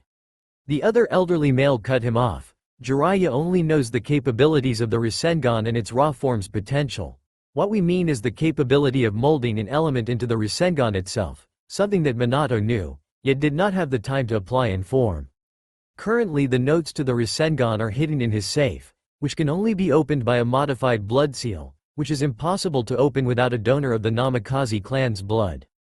Hiruzen looked at Homura. Naruto's blood has been taken each time he has gone to the hospital. Surely you can receive some blood packs there for the purpose of opening the safe. Danzo frowned and leaned forward. We have tried that, and it does not work. Hiruzen's eyes widened as he looked towards Danzo. What do you mean? Kaharu stepped up. The blood seal on the safe was modified from a typical blood seal. We have determined that the blood seal will only open should fresh blood be applied, and since there are preservative chemicals in the hospital blood, the blood seal rejects it entirely. Homura nodded and spoke. We feel that it is time for young Naruto to obtain the Namikaze clan's heritage now. A wave of silence washed over the office, until Hiruzen sighed as he lowered his head. Naruto fled from Konoha less than a week ago, and we have yet to find a body. What? Danzo slammed his fist into the desk, losing his temper. You're telling us that you lost our prized Jinchuriki and heir to the Namikaze clan? How did this happen? Hiruzen sighed and pointed towards the location of the once hidden blood seal safe on the wall. He somehow got into my office whilst he was bleeding profusely, and his blood touched the seal. He discovered his heritage and attempted to flee to what was left of Uzugakure more than likely, and my top Anbu trailed him in hopes of capturing him, but he leapt off the edge of the Valley of the End. We could find no trace of him anywhere. If he did survive the fall, he likely headed towards Uzugakure's ruins. Kaharu grit her teeth. Then why have you not sent Anbu towards Uzugakure and bring him back to Konoha? Hiruzen looked up at Kaharu, and how do you propose we accomplish that? The only available port that can go to Uzugakure is owned by Kumo, and our relations with them are still strained. Homura spoke up, why not try acquiring the aid of one of the merchant guild along the coast of Hnokuni? Hiruzen looked at Homura, they are unlikely to give aid to Konoha Nin, as most merchant guilds are still spiteful of us for abandoning them to assault from our enemies during the last war. Kaharu spoke, then we shall not send shinobi, as far as they know. Hiruzen turned towards Kaharu, what are you saying? Kaharu took a deep breath and spoke, some of our shinobi that are genin rank cannot excel further because of their low chakra stores, however, this is a boon for espionage. Many of our genin who cannot excel further are sent on espionage missions since their chakra stores are so low. Nobody could tell they are trained shinobi. We could send some of our genin espionage to get assistance to Uzugakure from one of the guilds, and the guilds would be none the wiser. Hiruzen thought over Kaharu's suggestion. It certainly had merit, though there were obvious flaws in the plan. However, if they wanted aid to get to Uzugakure, they had no other option. Hiruzen looked towards Kaharu. Find the best trackers amongst the espionage genins, have them ready by tomorrow. Kaharu nodded her head, it will be done Sandame-sama. She quickly turned and left the office. Homura and Danzo looked at Hiruzen. Hiruzen, if Naruto did somehow manage to find a port towards Uzunokuni, then would they not sense his immense chakra stores? Hiruzen looked towards the two elders, and sighed, that is not likely. Danzo frowned, what do you mean? Hiruzen reached into his desk and pulled out a file, and passed it to Danzo, this shall explain it. Danzo took the folder and opened it, his eyes widened slightly in shock, then turned towards Hiruzen, this is a dangerous game you are playing Hiruzen. Hiruzen nodded his head, I am well aware of that Danzo, but sometimes, the path to paradise is paved in blood. In Uzugakure, after Kushina had left the council meeting, she had taken Naruto with her through the village towards their home. When she noticed something odd about Naruto's chakra. Most Jinchuriki leaked chakra by the bucket loads. Yet Kushina was feeling chakra barely that of a civilian being leaked. She had then brought Naruto back to Soken, who did a proper diagnosis of Naruto's chakra network with the care of a fine-toothed comb. She was not pleased with the findings. There had been a series of powerful chakra suppression seals placed upon his body, which were probably applied a few days before he had left Konoha. No doubt the suppression seals were the cause of the Kyuubi's chakra not healing its vessel. She had quickly ordered Soken to remove the seals. In hindsight, she probably should have had it done one at a time. Naruto was now jittering in his seat as they sat at the dinner table, his eyes twitching repetitively, no doubt caused by the severe sudden overload of chakra in his body. Kushina sighed and placed her hand on the shoulder of her twitching son. Naruto, are you feeling alright? Naruto rapidly nodded his head and jittered out. Yeah, why do you ask? He said so fast, Kushina barely caught it. Kushina shook her head and looked up towards their guests, Haosho and Soken. Soken, what is going on with my son? Soken lightly stroked his chin, Well, no doubt because of the Kyuubi sealed inside of him. Naruto's chakra replenishes itself at an abnormally fast rate, even more so when he is injured. However, the suppression seals on his body had basically cut his chakra off from his body, and because of the injuries, Kyuubi kept pumping chakra into its host, which was purified by the seal holding it, which was then added to the chakra being held back by the suppression seals. Now that the suppression seals are off him, however, his chakra is flowing through his body at an abnormally fast rate, causing what you see before you. Haosho looked at Soken, so, he is basically suffering a chakra equivalent to a sugar rush? Soken sighed and looked at Haosho. If you want to put tea that way, then yes. Kushina looked at Naruto, who was won his third plate of food. Any idea when this rush will wear off? Soken scratched the back of his head. That's the thing, I am not sure when it will wear off. His body has now adapted to creating larger portions of chakra due to the suppression seals, so it may take some time for the rush of chakra to subside and he can act a bit normal. I am guessing, however, it will not last much longer than a few weeks. Kushina sighed and nodded her head. That's good. Kushina looked up towards Soken and Haosho. I thank you too for coming here. Haosho smiled. Nonsense, Isukage-sama. It is a pleasure to speak with you over dinner. Soken smiled. I agree, however, I must ask why you did bring us both here. Obviously young Naruto's condition is a part of it, but I feel there is more to it. Kushina nodded her head, then looked towards Naruto. Sochi, could you please leave the room for a bit? Naruto nodded his head. Hi Ka-chan. He quickly ran out of the room, leaving the three to themselves. Kushina turned towards Haosho. My son's skills in the shinobi arts are minimal at best, and as much as I would love to help him, my teaching techniques are not something that would be beneficial to his health. Haosho smiled. Ah, Isukage-sama, I am sure they are not that bad. Kushina looked at Haosho. I put 3 13-year-old genin hopefuls in the hospital for 2 months during a light spar. Soken sighed. Ah yes, I remember that one. Those poor genin hopefuls ended up quitting. Kushina nodded. Yes, that is why I need the help of you too. Both of you are my best, and only options at finding those who can train my Sochi. Haosho and Soken looked at Kushina. You Isukage-sama. Surely there are better options than us? Kushina shook her head. No, nobody else is as qualified as you two. Soken, nobody is better at chakra control exercises than you. Plus you are excelled at medical ninjutsu, so any injuries my Sochi might sustain could easily be healed by you. She looked at Haosho. Haosho, out of all the members of your clan, you are without a doubt the best at taijutsu and you are a censor to boot. You could help my son in so many ways.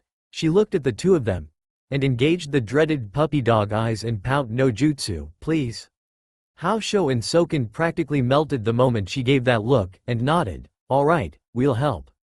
Kushina grinned, yay, and hugged the both of them. Thank you, thank you, thank you, thank you. Haosho's eyes turned dreamy as Kushina was hugging her as Soken's arms were waving around as Kushina crshed his windpipe. In Konoha, next day.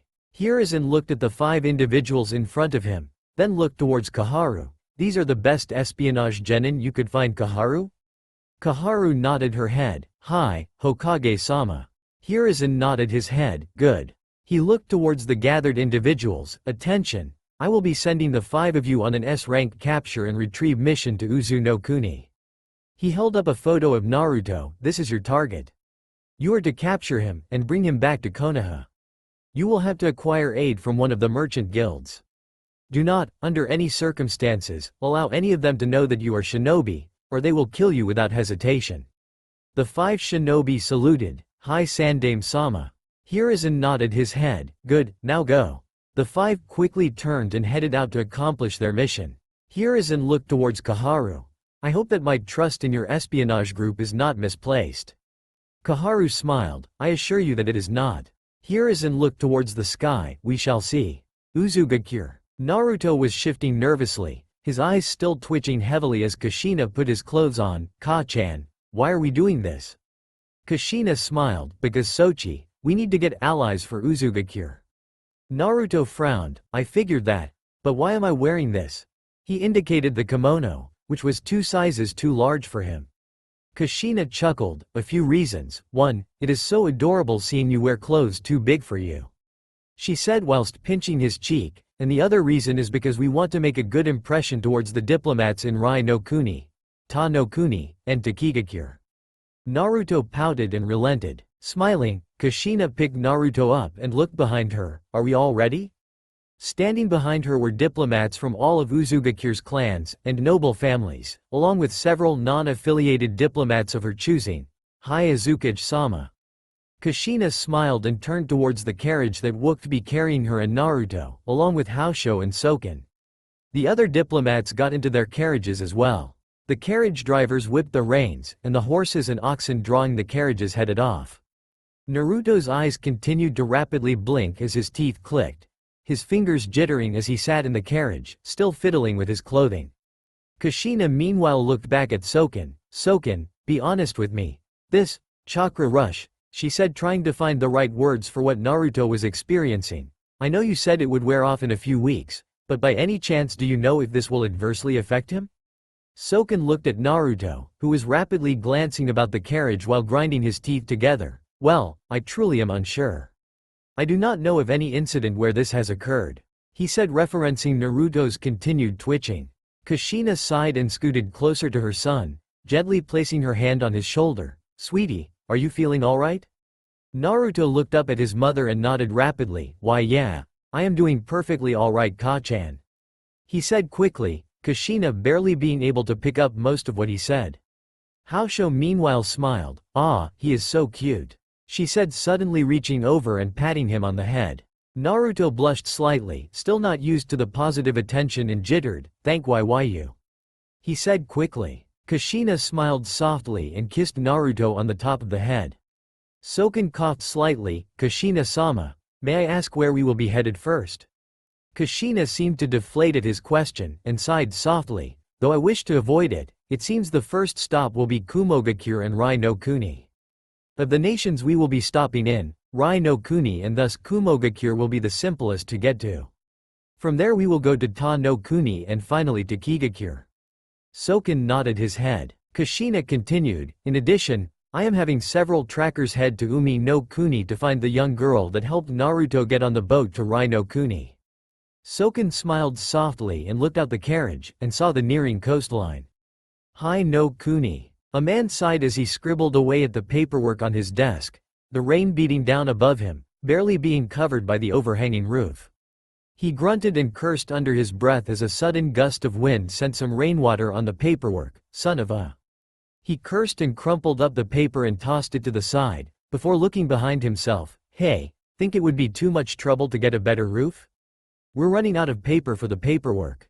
From in the back, a gravelly voice called back. "The budget doesn't give us enough to get a new roof, just try to keep the paper dry until the storm passes." The man growled and snapped. "What the hell do you think I'm doing?" he said, throwing his pen at the desk and sighing heavily with an annoyed groan as he rubbed his temples. As the man was rubbing his throbbing temples, two cloaked figures walked up to his desk. The shorter of the two figures walked up and spoke. Excuse me?" The figure spoke up in a feminine voice. The man looked up, and sighed as he grabbed his pen, which somehow was not broken, and looked at the figure. "What can I do for you?" The figure spoke up as they removed their hood, revealing themselves as a young female. "Yes, we are trying to get to," she said whilst pulling out a map. "Here," she said, indicating the landmass across the sea. The man looked at the map, scoffed with a laugh. "You are kidding, right? You are asking if guild-run docks can get you across the sea? We can barely make it up the coastline with these junkers," he said, indicating the three large, worn-out boats behind him. "Even then we still have to charge a hefty fee per ticket just to keep up with repairs."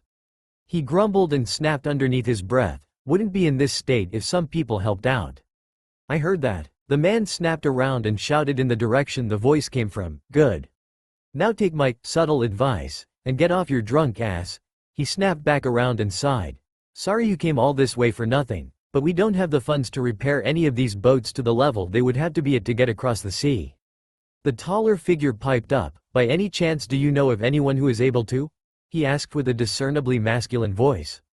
The man looked up at the figure. "Now sir, I don't make it a habit of redirecting customers to economic rivals, what with the need for money and all that." The two figures simply looked at him, before the woman sighed and nodded. "We understand, have a good day sir." The man waved his hand as he went back to his currently damp paperwork. "Good day." As the two figures walked away, he scribbled on the page, causing it to rip. He growled and slammed his fists on the desk. "Damn it." He turned around and shouted to the back, "Fix this damn roof or so help me." The two figures meanwhile walked up to a nearby cafe, where they sat at a table already seating three others, two females and one male. One of the girls leaned forward and spoke. "Well?" The taller figure sat down and pulled off his hood, sighing. "Dead-end bust, just like the other two." The shorter figure sat down as well and pulled off her hood, just as the waitress brought them their food. The other male sighed and pulled out a pamphlet he picked up on the way. There are still 6 more private docks here. There has to be one that can get us to Uzu no Kuni. The female figure who had just sat down looked at him, and if there aren't any? The male sighed and looked at the map. How many other towns on the coast of Hnokuni are there? The female pulled out the map and looked it over. I think 16, give or take the ones not marked on the map. The male sighed and grabbed his cup, pouring some tea in. Well, let's hope there is one in this town that can get us to Uzu no Kuni then. He swiftly downed the tea before setting the cup down, pulling up his hood, and walking out of the cafe. 6 more docks to go. Naruto. Naruto slowly stood up as the carriage was pulled onto the boat waiting for them, and they were let out as the boat set sail towards Rhounokuni. Naruto was still jittery and had actually started to bite his nails. Kushina sighed and stood behind Naruto, gently pulling him closer to her. Sweetie, are you okay? Naruto rapidly nodded his head and continued to bite his nails. Kushina slowly got down on her knees and gently picked Naruto up. Come on, let's go inside. She then carried him to the ship's lower decks. Soken and Haosho remained up top, staring out at sea. Haosho looked over at Soken. About how long until we reach Rhounokuni? Soken shrugged and looked around at the skies. Well, assuming we are not hit by a storm system, we should get to Rhounokuni by tomorrow. Maybe a bit earlier if the sea allows it. Soken turned his gaze to Haosho. Why so eager to get to Rhounokuni? Haosho looked at Soken confusedly. I beg your pardon? Soken shrugged. Well, understandably you want to do as your Isukage commands, but your desire to get there seems to be a bit more personal. He looked at her curiously. Haosho's eyes widened slightly. Personal? Soken sighed. Haosho, it is no secret, your obvious admiration for Isukage-sama. Nor is it a secret how close you two are. I only hope your personal reasons for helping Isukage-sama do not get in the way of your professional reasons for helping her. Haosho stared back at Soken, before she rapidly turned her head, a tint of red on her cheeks. Meanwhile, below deck, Kushina hummed softly as she carried the still jittery Naruto. Others who were traversing the hall stood aside as Kushina walked past them, bowing and muttering, Isukage-sama, something Kushina either did not notice, or did not pay any mind to, the latter being far more likely. Finally, Kushina stopped in front of a door and gently set Naruto back down on his feet. Naruto's eyes twitched a few times before he looked up at the door, then at his mother, Ka-chan. Kushina looked down at Naruto and smiled as she lowered herself so he did not have to look up at her. Yes, Sochi? Naruto blinked twice, one of his eyes blinking several extra times as it quivered, and he bit his lip, seeming unsure of what to say.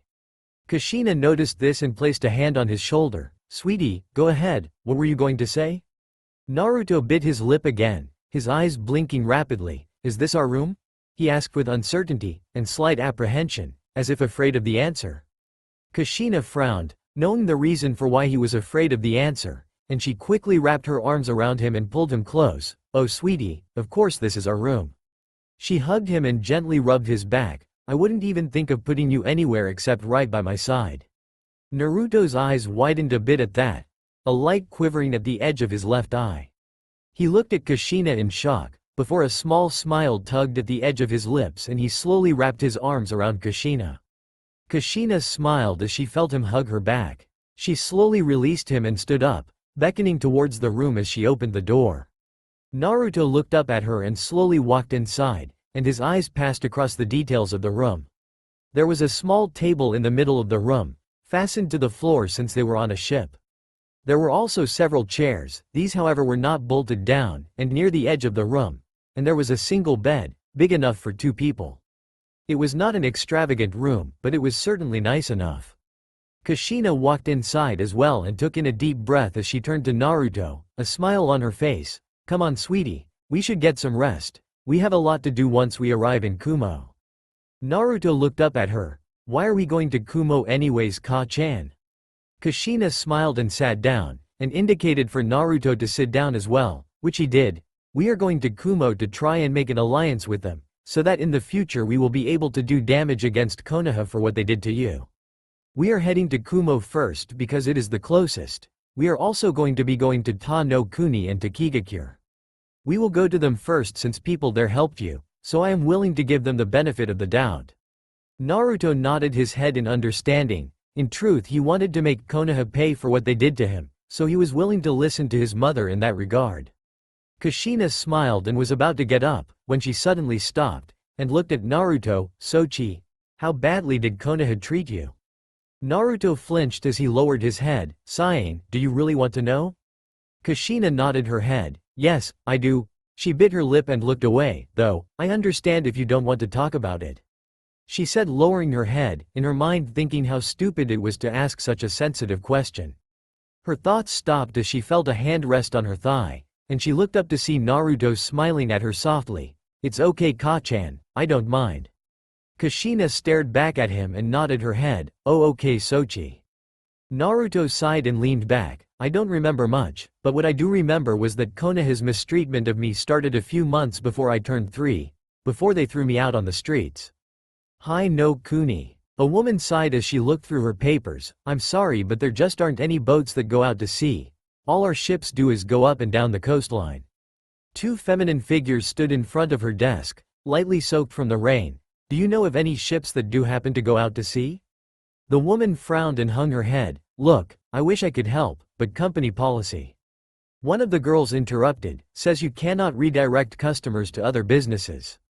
The girl grumbled under her breath, like we haven't heard that before. The other girl shook her head and turned away. "Come on, we've wasted enough of our time here." The girl sighed and turned and followed after her comrade, while the woman glared after them and sighed before calling up the next customer. The two girls walked over to a small group, 2 males and a single girl. "Well?" the tallest male asked expectantly. One of the girls spoke up. "What do you think?" "Same story as all the others. No ships that can go out to sea, and a company policy that forbids them from telling us who can." The girl sighed as she leaned against a post and pulled down her hood. The shorter male groaned and snapped. "An entire fishing town, filled with different boating companies, and not one can go out to sea. Please explain to me how this is even possible." The girl who had stayed with the 2 boys spoke up. "Is that a rhetorical statement?" The guy snapped. "Of course it was." One of the other girls spoke up. "All right, calm down everybody. Look, there isn't much we can do here. We're just going to have to go to the next town." She looked towards the shorter male. "Where is the nearest fishing town?" The male pulled out a map and looked it over. "Not far. If we go along the merchant path now we could be there in an hour, assuming the storm lightens up," he said, referencing the still storming skies. The girl nodded her head. "All right, then we better get moving." She turned and started off to the merchant path, and was quickly followed by the other 4. Rhounokuni. Next day. A woman sighed as she looked across the horizon, waiting to see if any ships came in. It had been a surprisingly dull day. Almost nobody had come in, or gone out of the docks. It had actually become so dull she started to gamble with herself from sheer boredom. Sighing in annoyance, she pushed another poker chip and sarcastically threw her hands in the air. "Jackpot." Before she slumped over and started to tap her fingers on the edge of the lookout post. She stood back up and stretched as she looked out over the horizon, and her eyes caught something. There was a ship heading towards them, a big one too. Quickly grabbing her telescope, she looked through it and peered at the ship to identify any markings. The only marking she saw was a sort of insignia, but nothing she had seen before. Removing the telescope from her eye, she looked up at the bell perched nearby and grabbed the rope and started shaking it, causing the bell to ring. In that instant, the lazy workers piled over each other as they got to work, while quite a few shinobi headed down to the docks. The woman stopped ringing the bell and looked through the telescope again. This time she could make out figures on the boat. One figure definitely stood out though. A tall, beautiful red-haired woman was standing on the ship's bow. And she did not look happy. All across the docks, workers who before had been lazing about were now bustling about like a well-oiled machine as the ship was closing into port. One dock worker, who was apparently in charge, was shouting orders left and right. "Clear the docks, bring those anchors over, come on people, let's move." The dock workers did as told, and not a moment too soon. The ship pulled in parallel to the docks, and the crew aboard began its own preparations. At the front of the ship, Kushina Uzumaki stared out at the docks they had pulled into, and beheld the landscape of Rhounokuni beyond them. Even from the coast, one was able to see the great mountains in the distance, where the village of Kumogakure was located. Kushina frowned and turned her head as the ramp to get off of the boat was being lowered, and she turned her head to one of the workers. will it be possible to move the carriages? The worker she spoke to looked up from their duty, and looked between the docks and the carriages. After a few moments, which seemed like minutes to Kushina, the worker spoke up. I suppose so, it will take some time though, if we rush it we might damage the carriages, then what purpose would it serve to get them off the boat anyways? Kushina sighed and nodded her head, very well. She then turned her head, making a mental note that they needed to figure out a way to make the carriages more accessible in situations like these. After all, not every single dock was designed with carriages in mind, and since Hnokuni was a coastal nation, it would be prudent to make their modes of transportation more accessible. Isukage-sama. Kushina turned her head and saw another worker walk up to her. The worker bowed his head, and Kushina spoke, "What is it?" The worker stood upright. "Isukage-sama, shinobi stationed at these docks are awaiting you at the base of the ramp. We managed to convince them to not come aboard for the time being but—" "Hey, get off Isukage-sama's ship you damn." Kushina stared blankly at the worker as they turned around, and saw the Kumo shinobi pushing their way on board the ship. The worker was obviously nervous. Kushina sighed and dismissed the worker. "I will take care of this." She walked past the worker, who then quickly went to their duties. The Kumo shinobi were waltzing on the deck as if they owned the place. "Who is in charge here? I demand to know who has the nerve to trespass on Kumo-protected docks." The workers and others who came on the boat simply scowled at the Kumo shinobi as they turned back to their previous activities. The Kumo shinobi scowled. "Don't you dare ignore me you. Or what, brat?" The Kumo shinobi froze in place for but a second before they snapped around, and stared into the annoyed eyes of Kushina Uzumaki. The other Kumo shinobi with the loud one backed off, their eyes widening in fear. They had not even sensed her as she moved behind them. The loud one that had been shouting at the workers simply scowled. "Who the hell are you?" Kushina frowned. "I believe courtesy dictates that one give their own name before having the arrogance and audacity to demand another's, wouldn't you agree?" she said with an obvious condescending tone in her voice. The Kumo shinobi sneered. "Mind your tongue, woman, you are trespassing in Kumo waters and—" Kushina cut him off. "Actually, these waters are owned by Rhounokuni, and in accordance to the laws of Rhounokuni, Kumo has no jurisdiction over them. Only the daimyo has any say in who can, and cannot be on the docks, and last I checked, Uzu no Kuni is not blacklisted by Rhounokuni." The Kumo shinobi was obviously angered. Under most circumstances, they were able to intimidate those that pulled into port, something they had been doing for a while. They enjoyed the power trip they got by making people fear them. However, Kushina was not stupid like many merchants, and was quite familiar with the laws of many of the other nations. The Kumo shinobi, however, was far too prideful to let Kushina's insolence slide. "You bitch!" And he swung a fist at her, fully intending to try and break a tooth, in an attempt to show her, and everyone else their place. The Kumo shinobi never expected for Kushina to grab his hand before it touched her face, with only her thumb and index finger. The other Kumo shinobi backed up further, shocked by what had happened. Their comrade was rather strong, even if he was arrogant and prideful. To see somebody block one of his attacks with so little effort, it only made them even more frightened of Kushina. The Kumo shinobi whose hand was in Kushina's grip cursed as he tried to throw another punch, only for Kushina to grab that one as well, using the exact same amount of effort. Kushina frowned down at the Kumo shinobi. "However, I am familiar with one other law of Rhounokuni," and she began to squeeze her thumb and index finger around the Kumo shinobi's hands, causing indescribable amounts of pain to rip through their arms. The Kumo shinobi grunted and gasped as he fell to his knees as his hands were literally being crushed by Kushina. Kushina scowled at the Kumo shinobi, bent on his knees before her. "That law happens to allow me to tear your arms out of their sockets for attempting to assault me," and she began to twist the Kumo shinobi's hands as she began to pull on his arms. The Kumo shinobi yelped in pain and began to whimper as he felt his arms start to creak. "And no, please. I am sore aaghh." The Kumo shinobi cried out in pain as he felt his right arm get pulled out of its socket. Kushina's expression was stoic, emotionless as she began to twist the other arm out of its socket. The other Kumo shinobi finally spoke up. Alright, please, I think he has learned his lesson," they said with obvious fear in their voice. Kushina's only sign she heard them was a brief glance towards the other Kumo shinobi, before she spoke. "No, I don't think he has." Crack. The Kumo Shinobi began to shriek and whine in pain as they began to thrash on the deck of the boat as Kushina brutally twisted his arm out of its socket. No doubt the force from which it was twisted fractured the bones inside the arm. Kushina looked up at the other Kumo Shinobi, and smiled as she closed her eyes. There, now he has learned his lesson. The remaining Kumo Shinobi gulped as their comrade began to whimper and sob on the deck. Kushina turned towards them. Now, on to business. I have come to Rhounokuni in order to speak with the current Raikage on a potential alliance. The older of the Kumo Shinobi spoke up, albeit in a reserved tone. With all due respect, I find that hard to believe with what you did to, well, they glanced down at their comrade. Kushina responded with a frown and a clipped response. Had your comrade not barged onto my ship so impatiently and tried to strike me, I would not have needed to do that. But regardless, we are where we are, and I am certain the Raikage would be willing to hear the benefits of this alliance, especially with what I have in mind.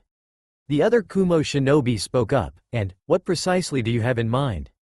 Kushina smiled, and she glanced at the Kumo Shinobi, a noticeable glint in her eyes. Oh, I am sorry, but I am afraid I cannot divulge the information to you.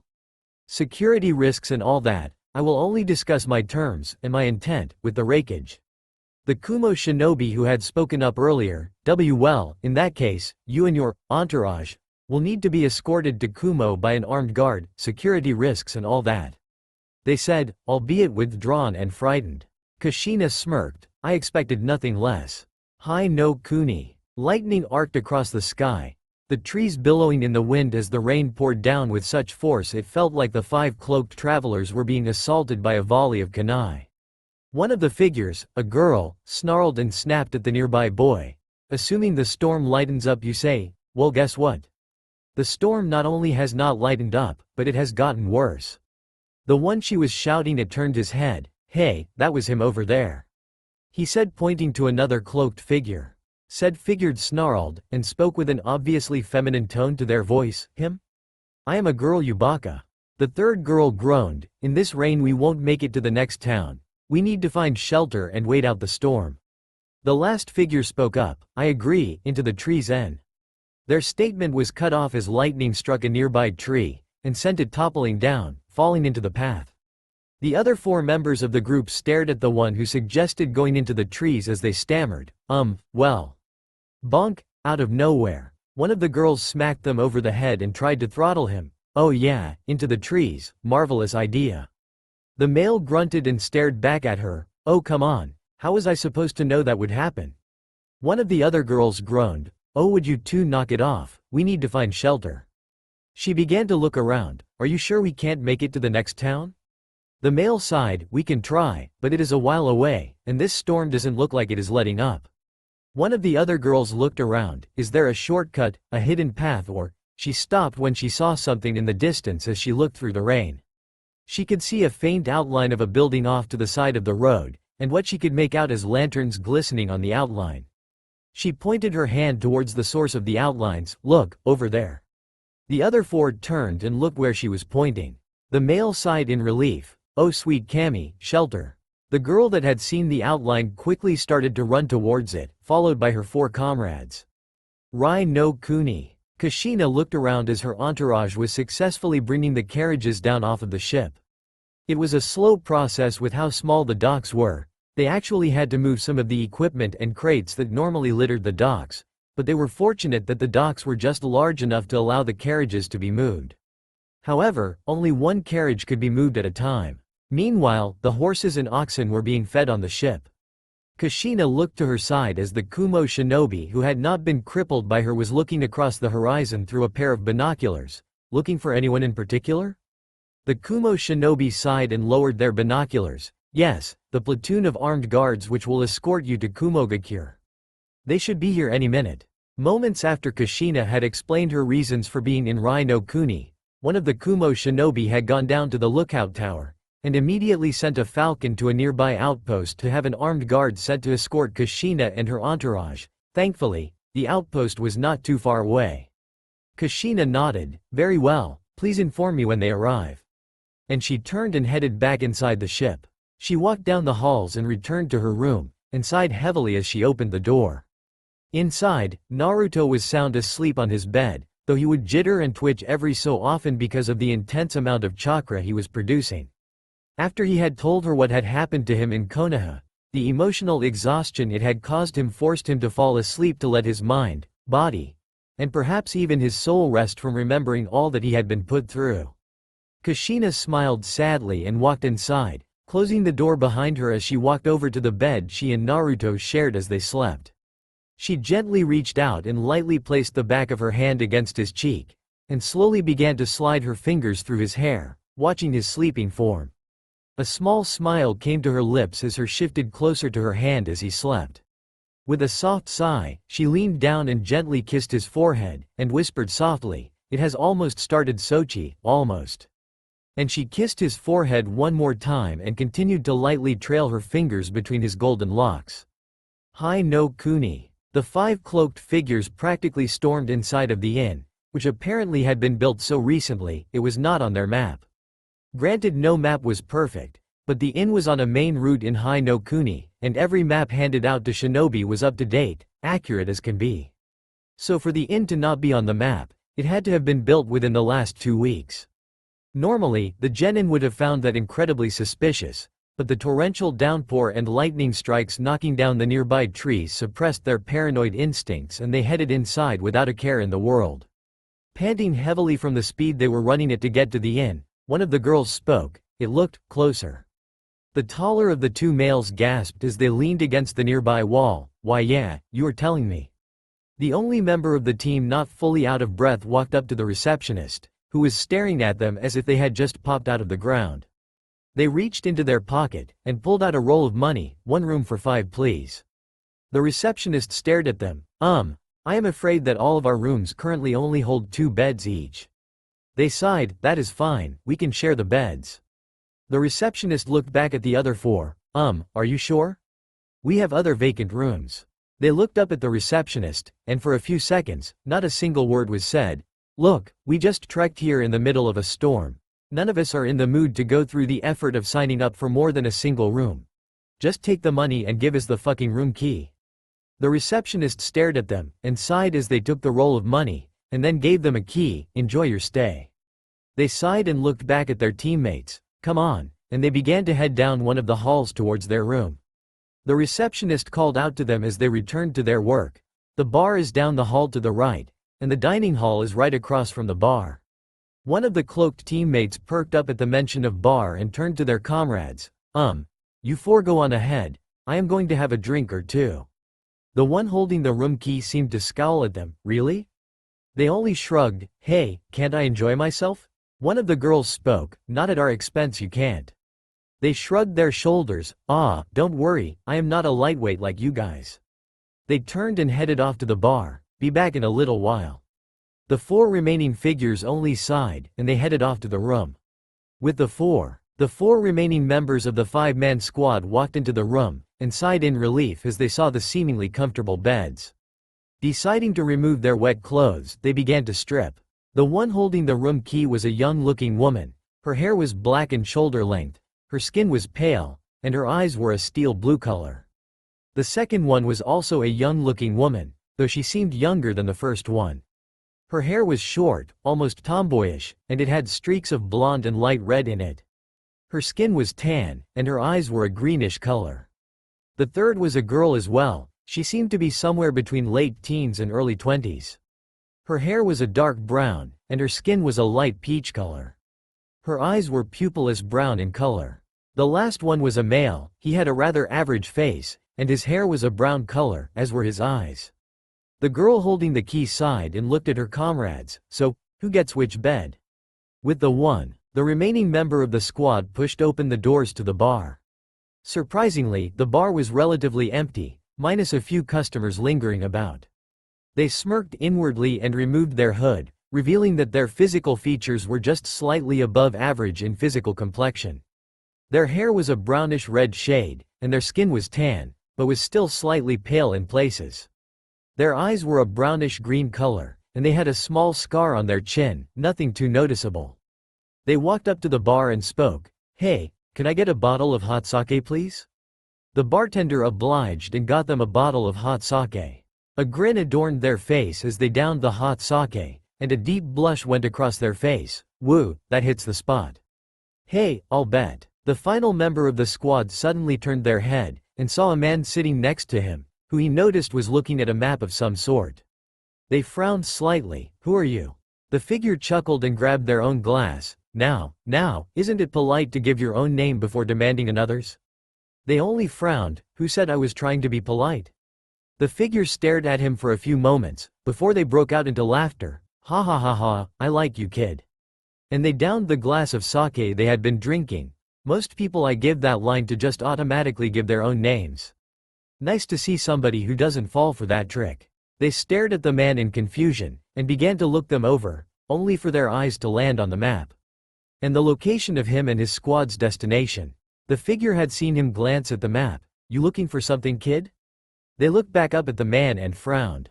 While he knew the ramifications for giving details on a mission, the man in front of him seemed harmless enough. Yeah, we are trying to get across the sea to Uzunokuni. However, it seems none of the shipping companies will go out to open sea, and none of them are willing to direct us to those who do. The figure seemed to nod his head. Is that so? He grabbed his own bottle of sake and poured himself another glass. Well, I guess today is your lucky day. They looked at the man like he had gone crazy. Lucky? How is that lucky? The figure chuckled. Well, for one, if you had gone out today, no doubt the storm would have ripped your boat apart, and you would be drowning at sea, and that is the best case scenario. They looked at the figure before them and frowned. For one? What other reason am I lucky for? The figure smirked. Well, it just so happens I am in need of a crew. My old crew is indisposed, and I happen to need a few hired hands. They sipped their glass of sake. I can get you to Uzunokuni, but I got to make a stop in Umi no Kuni first. The man grinned and glanced at them. That okay with that? They frowned and looked at the map, but Umi no Kuni is in the opposite direction of Uzunokuni. The figure shrugged. True, but you got any better options, kid? They looked at the figure, and then began to think on what options they had. They needed to get to Uzunokuni as quickly as possible. However, they were not having any luck so far as finding a good boat, and it didn't seem that luck was going to change anytime soon. What did they have to lose? They sighed. All right, but I got to speak with my friends on this one. The figure shrugged. Fine by me. They reached into their coat pocket and pulled out a card. Just head here tomorrow, it's in the next town over. They figure stood up. Come by if you want the job, if not, well, I'll just keep looking. They turned and headed towards the exit, waving their hand goodbye, leaving the last member of the 5-man squad in the bar. They frowned and looked down at the card in their hand, and read its contents. Gateau shipping. That's all for now. If you enjoyed this video, then please like, share and do comments.